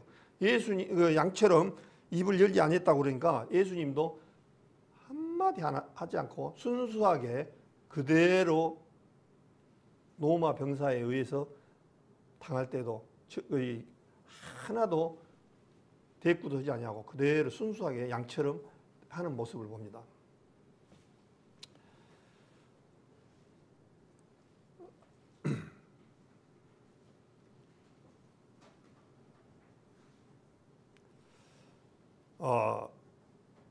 이사야서 49장 14절에는 뭐라고 되어 있냐면요. 오직 시온이 이르기를 여호와께서 나를 버리시며 주께서 나를 잊으셨다거니와 여인이 어찌 그 젖먹는 자식을 잊겠으며 자기 태에서 난 아들을 긍휼히 여기지 않겠느냐. 그들은 혹시 잊을지라도 나는 너를 잊지 아니할 것이라. 오직 시온이는 이스라엘을 말합니다. 시온이 이르기를 뭐라고 하냐니까 여호와께서 버렸다는 거예요. 자기들을. 그러면 주께서 나를 잊으셨다 하거니와 그러면서 주님이 뭐라고 하냐니까 여인이 어찌 그 젖먹는 자식을 잊겠으며 자기 태에서 난 아들을 긍휼히 여기지 않겠느냐. 그들은 혹시 잊을지라도 나는 너를 절대로 잊지 아니할 것이라. 이것이 이들한테만 해당되는 것이 아니라 이 세상 사람들한테 주님이 그런 거예요. 우리 자녀들을 키워봤잖아요. 예?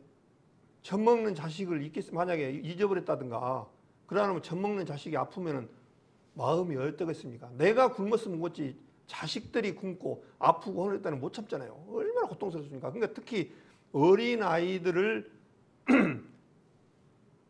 고통을 겪으면 부모가 정말 힘듭니다. 그래서 성경에도 모든 죄를 사하되 유괴범들을 주님께서 구약에 보면 용서하지 말아 있어요.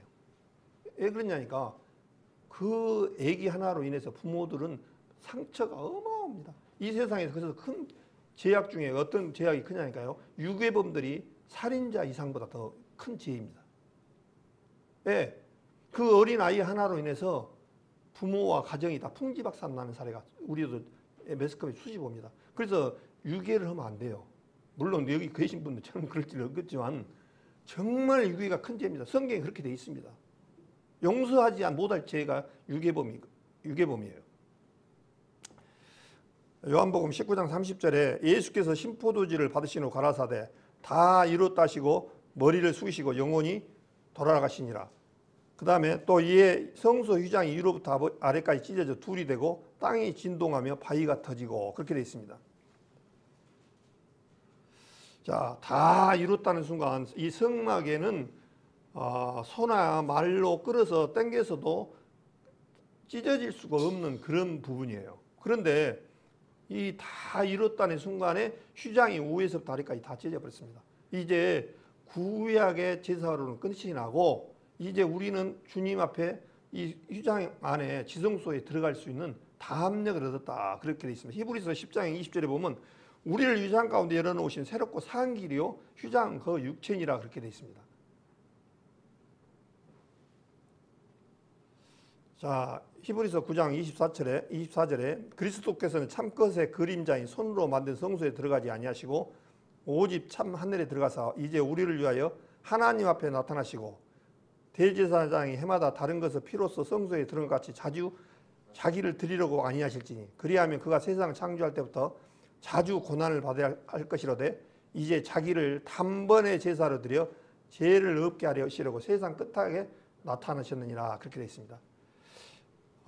옛날 구약 때는 죄를 지으면 또 양을 갖고 잡고 염소를 잡고 소를 잡고 했으면 하나님께서는 마지막 단번 딱 한 번에 죄를 없게 하셨다 그 얘기입니다. 그러면서 먼저 나오셨으니까 세상 끝에 나타나셨다 그래요. 그래서 주님 오신 날부터를 지금 말세라고 얘기를 합니다. 예, 이제 준비를 하고 있어야 돼요. 주님께서는 이미 다 이루어 나오셨어요. 히브리서 9장 12절 너무나 잘 아시죠? 염소가 송아지의 피로 아니하고 염소와 송아지의 피는 옛날 구약이잖아요. 구약 제사법으로 아니하고 오직 자기 피로 영원한 속죄를 이루사 단번에 성소에 들어갔느니라.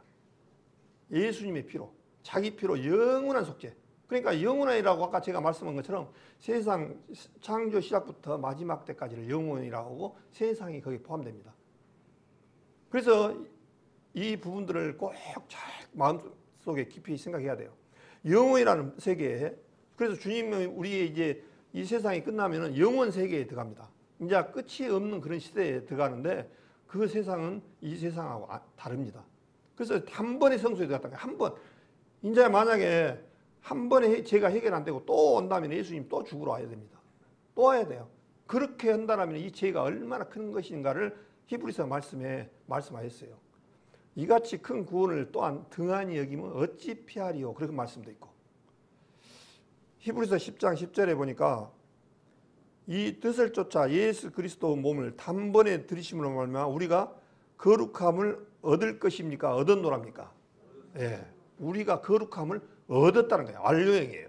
그러면서 11절 제사장마다 매일 서서 섬기며 자주 같은 제사를 드리되 이 제사는 언제든지 죄를 없게 하지 못하거니와 오직 그리스도는 죄를 위하여 한 영원한 제사를 드리시고 하나님 우편에 앉으사 그렇게 됐습니다. 구약의 제사장들은 의자가 없습니다. 예, 의자가 없냐면 뭐 의자 살 돈이 없어서 안 갔다는 게 아니라 앉을 시간이 없습니다.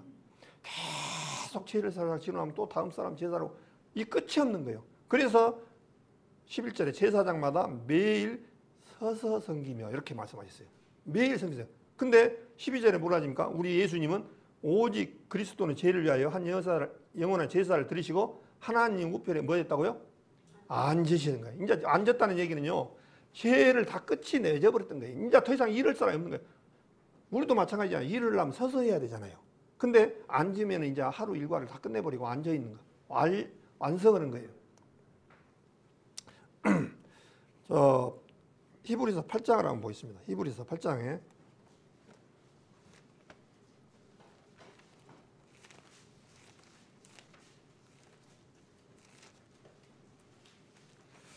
히브리서 8장 1절부터 제가 한번 읽어보겠습니다. 히브리서 8장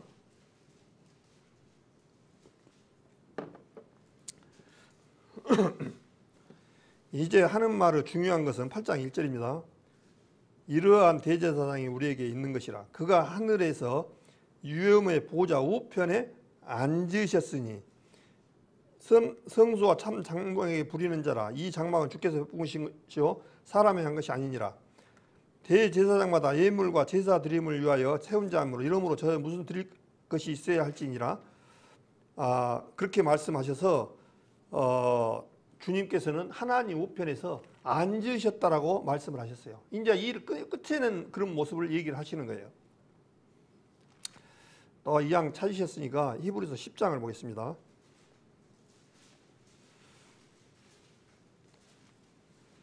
히브리서 10장 10절 이제 아마 읽었지만 다시 한번 더 읽겠습니다. 이 뜻을 쫓아 예수 그리스도 몸을 단번에 들이심으로 말미암아 우리가 거룩함을 얻었노라. 얻을 것이다. 얻었노라. 완료형으로 했습니다. 그러면서 제사장마다 매일 서서 섬기며 자주 같은 제사를 드리되 이 제사는 언제든지 죄를 없게 하지 못하거냐. 이 제사가 뭐냐면 구약의 그 제사입니다. 그렇지만 12절부터 오직 그리스도는 죄를 위하여 한 영원한 제사를 드리시고 하나님 우편에 앉으사. 이제 완벽하게 제사를 지냈다는 거예요. 그러면서 그 후에 자기 원수들로 자기 발등상이 되게 하실 때까지 기다리시나니 저가 한 제물로 거룩하게 된 자들을 영원히 온전케 하셨느니라. 영원히 온전케 하셨다고요? 안 할 것이라고요? 아니면 할 것이라고요? 하셨느니라. 이걸 꼭 잘 아셔야 돼요. 그러면서 15절에 또한 성령이 우리에게 증거하시되 주께서 가라사대 그날 후로는 저희와 세울 언약이 이것이라 하시고 내 법을 저희 마음에 두고 저희 생각에 기록하리라 하신 후에 또 저희 죄와 저희 불법을 내가 다시 기억지 아니하리라 하셨으니 이것을 사하셨은즉 다시 죄를 위하여 제사 드릴 것이 없느니라. 자, 제사 드릴 것이 있다고요? 없다고요? 네. 이렇게 18절에 봐도 17절 18절에 답이 완벽하게 주어졌는데도 못 봐요. 설마 그래도 내가 또 내일 죄를 짓고 그러면은 차마 어떻게 양심상 그런다요. 이러면 안 돼요. 주님께서는 분명히 저희 죄와 불법을 내가 다시 기억지 아니하리라 하셨으니 이것을 사하셨은즉 다시 제사를 위하여 제사를 드릴 것이 없다라고 말씀하셨는데 우리 죄가 다 사해졌습니까? 안 사해졌습니까? 예.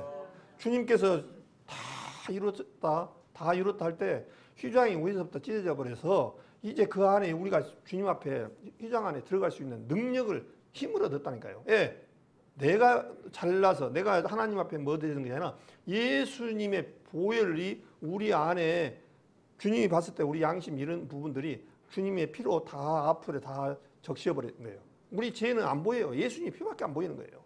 그래서 아까 출애굽기 12장에도 보실 때 임방과 이 문에 피를 바를 때 다른 거 안 봤습니다. 피만 봤습니다. 사자가 갈 때 그 피를 보고 넘어갔습니다. 우리도 마찬가지요. 내를 보면은 주님이 죄악으로 멸망으로 갈 수밖에 없는 그런 비참한 존재입니다. 그러나 내 안을 주님께서는 뭘만 보이냐니까요. 내 더러운 것을 못 봐. 바깥에다 딱 발라버렸거든요. 주님의 피로 발라버렸거든요. 그래서 보니까 예수님의 피밖에 안 보이는 거예요. 피가 있다는 것은 죽었다는 거죠. 예수님이 죽었다는 것을 내 대신 죽었다는 것을 의미하기 때문에 죄를 위하여 영원한 우편에 앉았다라고 말씀하셔서 이 말씀을 꼭 이 성도님들 아직 구원받으신 모신 분들은 이걸로 꼭 매듭을 지으시기 바랍니다. 또 예수님 오셔야 돼요. 그러면요. 또 오셔야. 그럼 어떻게 됐습니까? 그분은 한 번 오셨는데 엄청난 고통을 다 대가를 겪으신 분이에요. 그분은. 우리가 머리로 지었던 죄 때문에 가시면류관을 썼고 예수님께서 죽을 때 그냥 죽었습니까? 이 못을 박히고 발에 이 못이 박혔잖아요. 이 손이나 발이나 그냥 박은 게 아니라 그 대못을 받아가지고 16시간 동안 십자가에 달려서 있는데 어떤 로마 군병이 배를 찔러가지고 보니까 피와 물과 모든 것이 쏟아져 6시간 동안 완전히 다 쏟았습니다. 예수님의 생명을 가지고 있는 모든 것은 육체의 그것은 하나도 남김없이 그 고통을 다 겪으셨던 분이에요. 근데 그분이 누구 때문이냐니까 나 때문에 했어요. 나 때문에. 나 때문에. 만약에 이런 방법이 이 세상에 주님 앞에 마귀로부터 꺼낼 수 있는 방법은 딱 이 방법밖에 없기 때문인 거예요. 예, 이 세상에서는 우리를 대신해서 죄를 씻을 수 있는 사람이 이 지구상에 한 명도 없어요. 예, 아담의 후손이기 때문에. 그래서 다른 방법인 예수님이 직접 아들의 모습을 입고 이 땅에 오셔서 예수님은 육신을 입었기 때문에 우리하고 동일합니다. 그분도 때로는 피곤하고 때로는 목도 마르고 그랬습니다. 또한 십자가에 죽을 때 어땠습니까? 아버지여 나를 이 시간을 면하게 하시더라고 사정한 거 보셨죠? 너무 고통스러우니까 이것을 피하게끔 해달라고. 그러나 내 뜻이 아니요 아버지 뜻대로 하십시오 하고 받아들여서 십자가에서 돌아가신 것을 우리는 잘 알고 있습니다. 그런데 이것을 주님께서는 우리에게 이런 큰 특권을 주셨는데 이제 예수님 달리실 때 이 강도 둘이 잡혀왔습니다. 그래서 예수님은 가운데에 달리시고 강도 둘이 이제 잡혀왔는데 한 강도는 예수님한테 그런 겁니다. 네가 하나님의 아들이라고요. 계속 이러는 거예요. 그러나 한 강도는 뭐라고 하냐니까요. 주여 당신의 나라에 임하실 때 나를 생각하소서. 그 한 강도는 회개를 했습니다. 그러니까 주님이 뭐라 하냐니까 오늘 네가 나와 함께 낙원에 있으리라 그랬습니다. 한 강도는 구원을 받고 한 강도는 음부로 떨어져 버렸습니다. 그날. 근데 한 강도는 구원받을 때 그 사람이 뭐 한 거 있습니까? 그 강도는 교회도 안 나갔고 11조도 안 냈고 헌금도 안 냈고 교회도 안 나가고 하나님을 찬양하는 사람 아니에요. 평생 강도짓만 했던 사람이 두 사람 다. 근데 한 강도는 회개해서 구원을 받고 낙원에 간 말. 그것은 우리한테 큰 시사하는 바가 큽니다. 주님 앞에 간 것은 주님 앞에 구원을 받는 것은 열심히 뭐 새벽기도 나가고 열심히 헌금하고 무엇을 하고 사회 봉사활동하고 그래야 구원을 받는 것이 아니라 하나님 앞에 자기가 죄인이라는 것을 깨닫고 회개했을 때 주님께서 뭐라고 하냐니까 네가 나와 함께 오늘 낙원에 있으리라고 해서 한 강도가 구원을 받는 장면이 나옵니다. 그래서 여기 구원받은 혹시 받지 못한다거나 마음에서 하신 분들은 내가 무엇을 안 했기 때문에 무엇을 한 것이 아니라 하나님 앞에 그것만 필요하십니다. 주님 나는 불쌍한 자입니다. 내 죄를 사해 주신 것을 감사합니다라고 받아들이면 돼요. 그냥. 그래서 이 세상에서 가장 어려우면서 가장 쉬운 게 뭔지 알아요? 구원받는 거예요. 우리가 한 거 하나도 없잖아요. 우리 한 건 뭐 있습니까? 주님께서 해놓으신 것을 받아만 됩니다. 받아만 보면 돼요. 근데 내 마음에서 딱 비교를 해봐가지고 안 맞으면 딱 내 생각이 작동합니다. 설마 그러려고. 그것이 갈라디아에서의 말씀인 것처럼 열심히 주님의 은혜로 구원을 전했지만은 그래도 내가 뭔가를 좀 해야 된다. 해서 나온 것이 할례, 율법을 지켜야 한다는 사람들이 나와서 이스라엘, 갈라디아 교회를 어지럽게 만들었어요. 그래서 사도 바울이 그 얘기를 한 거죠. 은혜로 시작했다가 율법으로 마치겠냐고. 그래서 우리 구원이라는 것은 완벽하게 하나님께서 네 죄를 다시 기억지 아니하리라고 하신 말씀에 나는 이 부분에 딱 끝 맺어지더라고요. 구원받을 때는 이 말씀에 구원받았거든요. 사실은요. 주님께서 네 죄를 다시는 기억지 않는다고 했는데 뭐하러 기억을 합니까? 주님께서 다 해놨는데 설마 그러려고? 그것같이 어리석습니다. 예, 그것을 성경 말씀만 보면 되지 내 생각을 다 거기다 비교해봐요. 주님 말씀만 딱 비춰봐야 되는 거예요.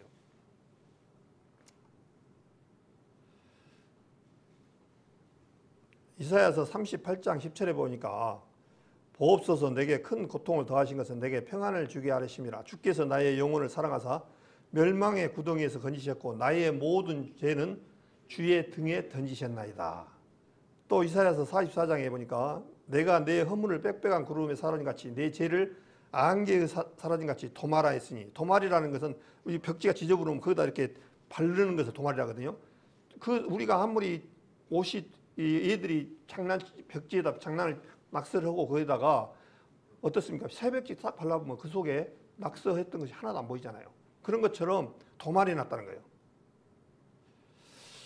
자, 에베소서 2장 8절에 뭐라니까 너희가 그 은혜를 인하여 믿음으로 말미암아 구원을 얻었나니 이것이 너희에게서 난 것이 아니요 하나님의 선물이라. 행위에서 난 것이 아니 이는 누구든지 자랑치 못하게 하려 함이니라. 주님의 구원을 받는 것은 우리 행위는 1%도 들어가면 안 됩니다. 1%도 없습니다. 완벽하게 주님께서 해놓으신 것을 받아들인 것만 하면 되는 거예요. 얼마나 쉽습니까? 완벽하잖아요. 완벽해. 로마서 5장 19절에 보니까 한 사람의 순종치 아니함으로 많은 사람이 죄 있는 같이 한 사람의 순종하심으로 많은 사람이 의인이 되리라. 여기 두 부분으로 나와요. 한 사람의 순종치 아니함으로 많은 사람이 죄인이 됐습니다. 아담이죠. 된 것 같이 한 사람의 순종하심으로, 이 한 사람의 순종하심이 누구십니까? 예, 한 사람의 순종하신 예수님으로 말미암아 많은 사람이 의인이 되리라 그렇게 되어 있습니다. 의인이 되는 것은 내가 무엇을 교회 와서 열심히 하고 무엇을 해서 의인이 되는 것이 아니라 주님 말씀, 예수님 해놓은 것을 받아들이기만 하면 돼요. 그래서 믿음이라는 부분은 믿음이라는 것을 한번 생각해 보셔야 돼요. 믿음. 나는 믿음이 없어. 그렇게 말씀드렸는데 믿음이라는 게 우리가 보통 믿을 신자를 쓰지 않습니까? 믿을 신자를 쓸 때 사람 인자에다가 말씀 은자가 믿을 신자입니다. 그러면 사람이 말씀을 받아들이고 가지고 바라보고 살아가는 것이 믿음이에요. 주님이 해놓은 것을 그냥 바라보고 듣는 거예요. 그래서 로마서 3장 24절에 그리스도 예수 안에 있는 구속으로 말미암아 하나님의 은혜로 값없이 의롭다 하심을 얻은 자 되었느니라. 계속 완료형입니다. 요한복음 16장 9절에 보면 이제 최종 어떤 핵심적인 부분의 말씀이 나옵니다. 죄에 대하여 하면 저희가 나를 믿지 아니하며. 예, 이제 지옥은 누가 가니까요? 예수님이 이 사실을 다 해놨어요. 그런데 뭐 때문에 지옥 간다고요? 믿지 않는 것 때문에. 그냥 믿기만 하면 돼요. 이제 얼마나 좋습니까? 그래서 구원은 그렇게 말을 하고 해도 힘든데 또 한편은 제일 쉬운 게 구원이에요. 그대로 받아들이고. 그래서 어린아이와 같이 너희가 낮아지지 아니하면 그런 말씀이 있어요. 어린아이와 같이. 어린아이들은요, 내가 뭔 설탕을 하나 주면 내가 100만 원 줄게 하면 설탕을 줘요. 그 사람이 얘가 100만 원이 뭔지도 알고 줍니까? 순수하다는 얘기가 그대로 받아들여요. 어린아이들은 그대로 받아들여요. 우리 어른들은 어떻습니까? 깨를 내요. 깨를 내고 내 생각을 맞춰요. 그것은 주님 앞에 은하지가 않아요. 순수한 그런 분대로 그대로 받아들이면 돼요. 그러면서 10절에 의에 대하여라 하면 내가 아버지께로 가니 너희가 다시 나를 보지 못하며. 주님께서 하나님 우편에가 앉으셨다고 말씀하셨어요. 근데 실제적으로요, 지금 우리가 이렇게 살아가지만 우리도 하나님 우편에 가서 같이 앉혔다라고 말씀하고 계셔요. 그럼 난 안 앉혔는데 내 편에서는 지금 여기 있지만 하나님 편에서는 하나님 우편에다 지금 우리를 앉혀놨다는 거예요. 그러니까 우리는요, 이미 빌립보서 4장에 그렇게 돼 있죠. 우리의 시민권은 하늘에 있는지라 그랬잖아요. 우리의 시민권, 이 세상에 지금 발을 딛고 살아가는데 구원을 받은 사람들은 시민권자예요. 우리가 얻은 시민권자니까 하늘의 시민권자예요. 이해가 됩니까? 네. 광양시 한국에 살면 한국의 시민권이 있듯이 하나님의 백성으로 거듭났다는 얘기가 뭔 얘기냐면 죄를 씻고 이제 하나님의 백성으로 태어났다 그 얘기입니다. 근데 옛날에는 이것이 꼭 필요했냐니까 아담으로부터 물려받은 우리는 이것이 완전히 끝이 나야 돼요. 그런데 주님이 죽을 때 그냥 죽었냐면 그게 아닙니다. 예수님 죽을 때 십자가에 할 때 아까 뭐라 했습니까? 세상 죄를 지고 가는 하나님 어린 양이로다. 세상 죄를 예수님한테 머리를 지어서 세상 모든 사람들의 죄를 우리 죄 여기 계신 분들 모든 사람들의 죄를 예수님 머리에다 다 얹혀버렸습니다. 그래서 예수님이 십자가에 죽을 때 다 이뤘다 하시면서 죽으면서 누구까지 죽었냐니까요. 이 세상 사람들 다 죽었습니다. 그걸 아셔야 돼요. 나는 안 죽었는데 나는 골고다에 가본 적도 없고 그러면 그건 믿음이 아닙니다. 주님 편에서 봐야 돼요. 내 편에서는 보면 안 됩니다. 주님께서 그렇다고 보시는 것을 원하셔요. 그래서 십자가에 달릴 때 우리도 같이 달렸다가 죽었다는 거예요. 죽었다가 주님께서 3일 만에 3일 동안 장사 지냈다가 장사 지낼 때 우리도 같이 죽었다는 거예요. 우리가 이 세상 아담으로부터 피할 수 있는 길은요, 내가 열심히 해서 하나님 일을 열심히 하고 무엇을 해서 하나님 앞에 아들이 되는 것이 아니라 끊어야 돼요. 아담으로부터 관계를 끊어야 돼요. 끊으려면 뭐가 있느냐? 죽어야 돼요. 그래서 주님 죽을 때 같이 죽은 거예요. 예수님만 죽은 게 아니라는 거예요. 그걸 꼭 아셔야 돼요. 예수님 죽을 때 우리도 같이 죽었다가 예수님이 죽었다가 3일 만에 부활할 때 우리 이 세상 모든 사람들이 같이 부활해서 이제는 아담의 자손을 물려받았던 우리의 모습이 아니라 새로운 생명, 부활 때는 이제 새로운 생명으로 태어났다라고 주님께서 말씀하신 거예요. 그래서 이제 새로운 피조물이라고 말씀하십니다. 우리는 구원받은 사람들은 죽었다가 3일 만에 부활하실 때는 아담으로부터 물려받은 모든 것은 끝이 난 겁니다. 끝이 났어요. 끝이 나서 이제 하나님의 백성으로 살아가는 거예요. 그러면 이제 여기 나오죠. 요한복음 16장 11절에 심판에 대하라면 이 세상 임금이 심판을 받았습니다. 그런 거예요. 이 세상 임금이 누굴까요? 사단 마귀입니다. 사단 마귀로부터 벗어날 수 있는 길은 예수님과 같이 죽어야만 벗어나요. 그래서 우리는 죽어버렸잖아요. 같이. 이제 이 사단이 우리를 지배하는 그런 게 아니에요. 그래서 이제 사단의 권세는 거기서 깨져버린 거예요. 그리고 나서 우리 부활할 때 새로운 생명으로 태어났다. 그렇게 새 생명이다. 그렇게 말씀을 하시는 거예요. 그래서 로마서 6장에 보면은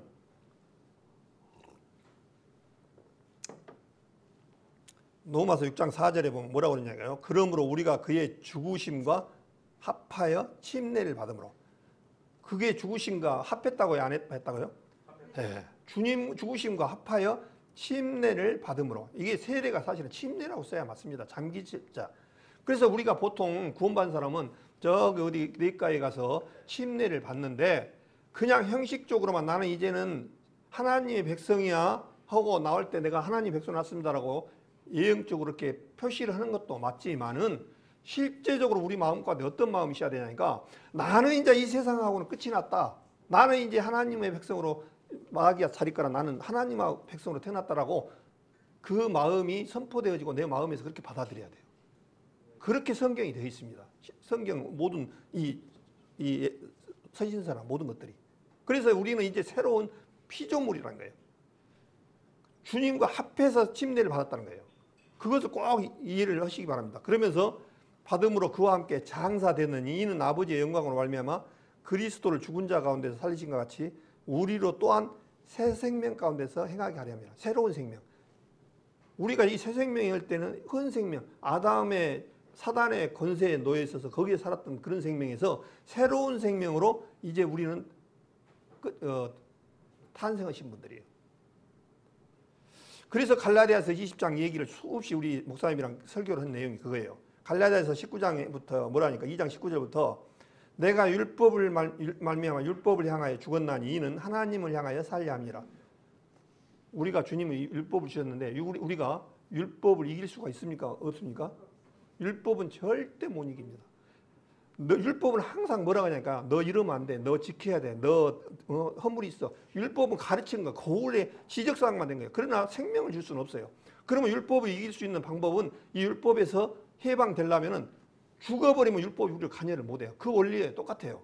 그래서 20절에 내가 그리스도 함께 십자가에 못 박혔나니 이거 꼭 아셔야 돼요. 성도님들도. 예수님이 죽을 때 우리도 똑같이 십자가에 못 박혔다는 사실이에요. 그럼 몸만 박혔냐? 3일 동안 죽었다가 예수님 부활할 때 우리는 새로운 생명으로 부활했다는 거예요. 그걸 우리 주님께서 아셔야 돼요. 성도님들이. 그러면서 그런즉 이제는 내가 산 것이 아니요 오직 내 안에 그리스도께서 사신 것이라. 이제 내가 육체 가운데 사는 것은 나를 사랑하사 나를 위하여 자기 몸을 버리신 하나님의 아들을 믿는 믿음 안에서 사는 것이라. 그렇게 되어 있습니다. 그 다음에 갈라디아서 6장 14절에 뭐라 하냐면 그러나 내게는 우리 주 예수 그리스도 십자가에 결코 자랑할 것이 없으니 그리스도로 말미암아 세상이 나를 대한 십자가에 맞박히고 그러니까 세상하고 우리하고는 이미 끝이 난 겁니다. 사실은 세상이 못이 박아버렸어요. 세상하고 우리하고 관계없이 세상에서 십자가에서 못이 박혀서 세상이 끝나버린 거예요. 못 박히고 내가 또한 세상을 대하여 그러하니라. 그렇게 되어 있습니다. 조금 우리 이해를 못하신 분들은 이제 이것만 먼저 혼동이 없으신 이 부분은 만약에 조금씩 이제 교제감에서도 될 수가 있어요. 그러나 이제 제일 중요한 것은 하나님 앞에 내 죄가 과거, 현재, 미래 모든 것이 완벽하게 없어졌다는 사실을 마음속에 받아들이고 가야 돼요. 아까 얘기했죠. 이 죄를 다시는 뭐라 한다고요? 기억지 아니하니라고. 좀 기억에다 좀 머릿속에 좀 박아주면 좋겠어요. 간단한데 그거를 계속 자기 생각에서 못 받아들이는 사람들이 있어요. 그렇게 수없이 얘기해도. 자, 앞에 계신 분이 예수님이고 뒤에가 세례요한입니다. 세례요한이 예수님한테 머리에다 뭐냐니까 세상 죄를 다 넘겨버립니다. 그래서 이제 세상 죄를 지고 가야 되니까 죽으러 가야 돼요. 이제 죽어야. 그러면 예수님께서 이제 그렇게 채찍에 맞는 것은 마태복음 27장 26절에 보니까 바라바는 저에게 놓아주고 예수는 채찍질하고 십자가에 못 박히게 넘겨주니라 그렇게 돼 있어. 예수님이 이런 고난을 겪어야 됩니다. 예수님을 희롱을 당하려 홍포를 벗기고 도로 그의 옷을 입혀 십자가에 못 박으러 끌고 가니라 그렇게 돼 있습니다. 이 그림을 예수님께서 십자가에 바치기 전에 먼저 이 가시면류관을 쓰셔가지고 우리가 지었던 머리로 지었던 죄 때문에 가시면류관을 쓰셨고 우리 손으로 지었던 죄 때문에 손에 못이 박혔고 발로 지었던 죄 때문에 못이 박혔고 우리 마음 쪽으로 지었던 때문에 채찍을 맞아서 등짝에 골이 생겼다고 말씀을 하셔서 예수님이 당한 고통은 나 때문에 당한 거예요. 꼭 이것을 말씀을 기억하시고 이 채찍은 얼마나 공포스러운지 뼈 조각과 작은 쇠 쪼가리를 끝에다 물어가지고 한번 딱 맞으면은 이 끝털이에 이 딱 물고 낚시처럼 딱 살점을 뜯게끔 돼 있어요. 그래서 그거 한 대를 맞으면은 살점이 탁 떨어져 나갑니다. 그래서 우리가 지었던 모든 것 때문에 이 주님이 대신 이런 고통을 겪으셨다는 것을 그림으로 이렇게 많이 보셨을 겁니다. 이렇게 못을 십자가에 못 박는 모습입니다. 또 다리에 내가 지었던 죄 때문에 이렇게 못이 박히고 또 예수님께서 6시간 동안 이렇게 십자가에 달려서 얼마나 고통을 겪었겠습니까? 그러고 있는데 어떤 한 로마 병사가 예수님 옆구리를 칼로 찔렀더라 그렇게 되어 있습니다. 그래서 피 한 방울, 물 한 방울까지 모조리 다 흘러내려서 이제 주님께서 딱 마지막 순간 뭐라 했냐니까 다 이루었다 그렇게 말씀을 하셨다고 그랬죠. 테텔레스타 해가지고 값을 지불했다, 청산했다, 죄값을 지불했다, 다 이뤘다는 거예요. 히브리서 10장 19절에 보니까 그러므로 형제들아 우리가 예수의 피를 힘입어 성소에 들어갈 담력을 얻었나니 그 길은 우리를 위하여 휴장 가운데 열어놓으신 새롭고 사한 길이라는 게 죽은 길이 아니라 사한 길이 휴장은 곧 저의 액춘이라. 베드로전서 3장에도 보니까 그리스도께서 한 번 죄를 위하여 죽으사 한 의인으로서 불의한 자를 대신하셨으니 이는 우리를 하나님 앞으로 인도하려 하심이라. 육체로는 죽임을 당하시고 영으로는 사심을 받으셨느니라.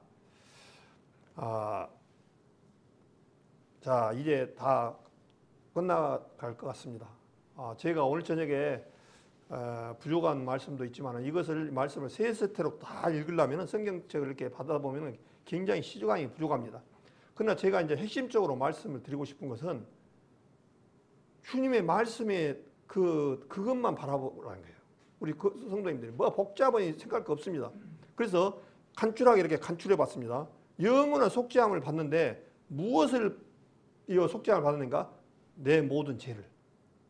그 다음에 무엇으로? 예수님의 피로. 몇 번에? 단번에? 언제까지? 영원히. 이해가 안 되시는 분 혹시 있나요? 이렇게 이 네 가지 항목만 가지고도 받아들일 것 같습니다. 저는. 내 모든 죄를 예수님의 피로 한 번에 영원히. 자, 어떤 분들은 이 복음을 잘 모르신 분들은 우리는 구원을 받았고 하나님의 백성으로 태어났습니다. 우리는 천국 갑니다. 그러면 당신들 정말 교만하다. 죽어봐야 알지. 어떻게 당신이 구원받았는지를 압니까? 이렇게 하신 분들 굉장히 그렇게 하신 분은 구원을 못 받으신 분이에요. 예. 성경에 다 이뤘다고 말씀하셨고 서신서에 전부 다 우리는이라는 이 주어로 다 바뀌어집니다. 그래서 영원히 다 이루어졌다고 하시면 받아들이면 그대로 받아들이면 되네요. 마지막으로 한 번 더 하고 마칠까 합니다.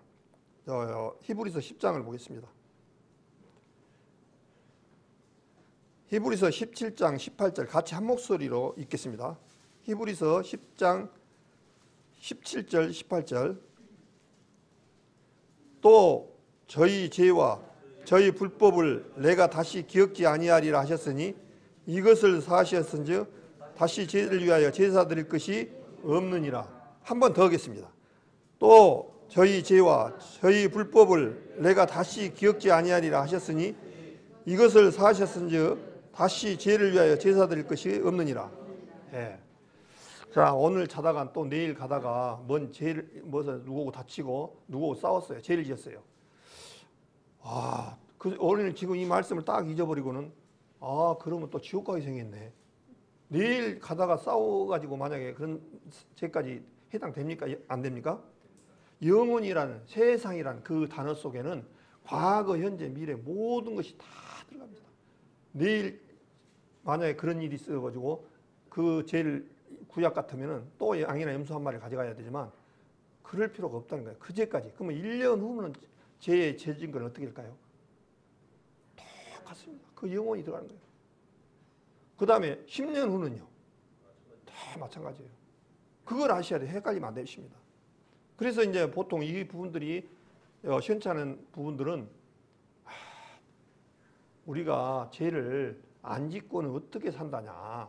주님 그렇게 하신 분들이 있어요. 맞아요. 우리가 이거 원죄는 이 속죄함은 하나님의 이 죄는 영원한 속죄함인데 우리가 살아가면서 죄를 안 짓고 살아갈 수가 없습니다. 그거 인정해야 돼요. 예.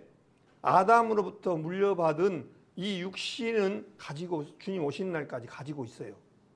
그래서 그러면 우리 구원받은 사람들이 이제 죄를 어떻게 해결해야 되느냐? 요한 1서 말씀처럼 죄를 지을 때마다 하나님 앞에 자백을 해야 됩니다. 자백을.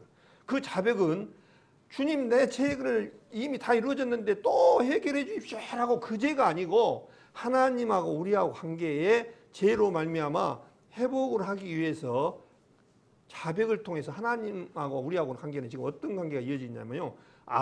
하나님과 자녀와 관계예요. 관계가 이루어졌어요. 그렇기 때문에 우리 성도님들 생각해 보십시오. 우리 자식들을 낳는데 자식들이 살다가 뭘 잘못했어. 뭐를 좀 속여 먹었어. 그렇다고 얘들 쫓아내갖고 영원히 너는 내 자식 아니냐고 쫓아내고 끝나버립니까? 아니잖아요. 잘못했을 때는 매를 들고 했을 때는 뭐냐면 올바로 가기 위해서 그렇게 하는 거예요. 그래서 자백을 하는 거예요. 그러니까 자백하고 영원한 속죄함하고 구분을 하셔야 된다. 그 얘기를 말씀을 드리겠습니다. 예.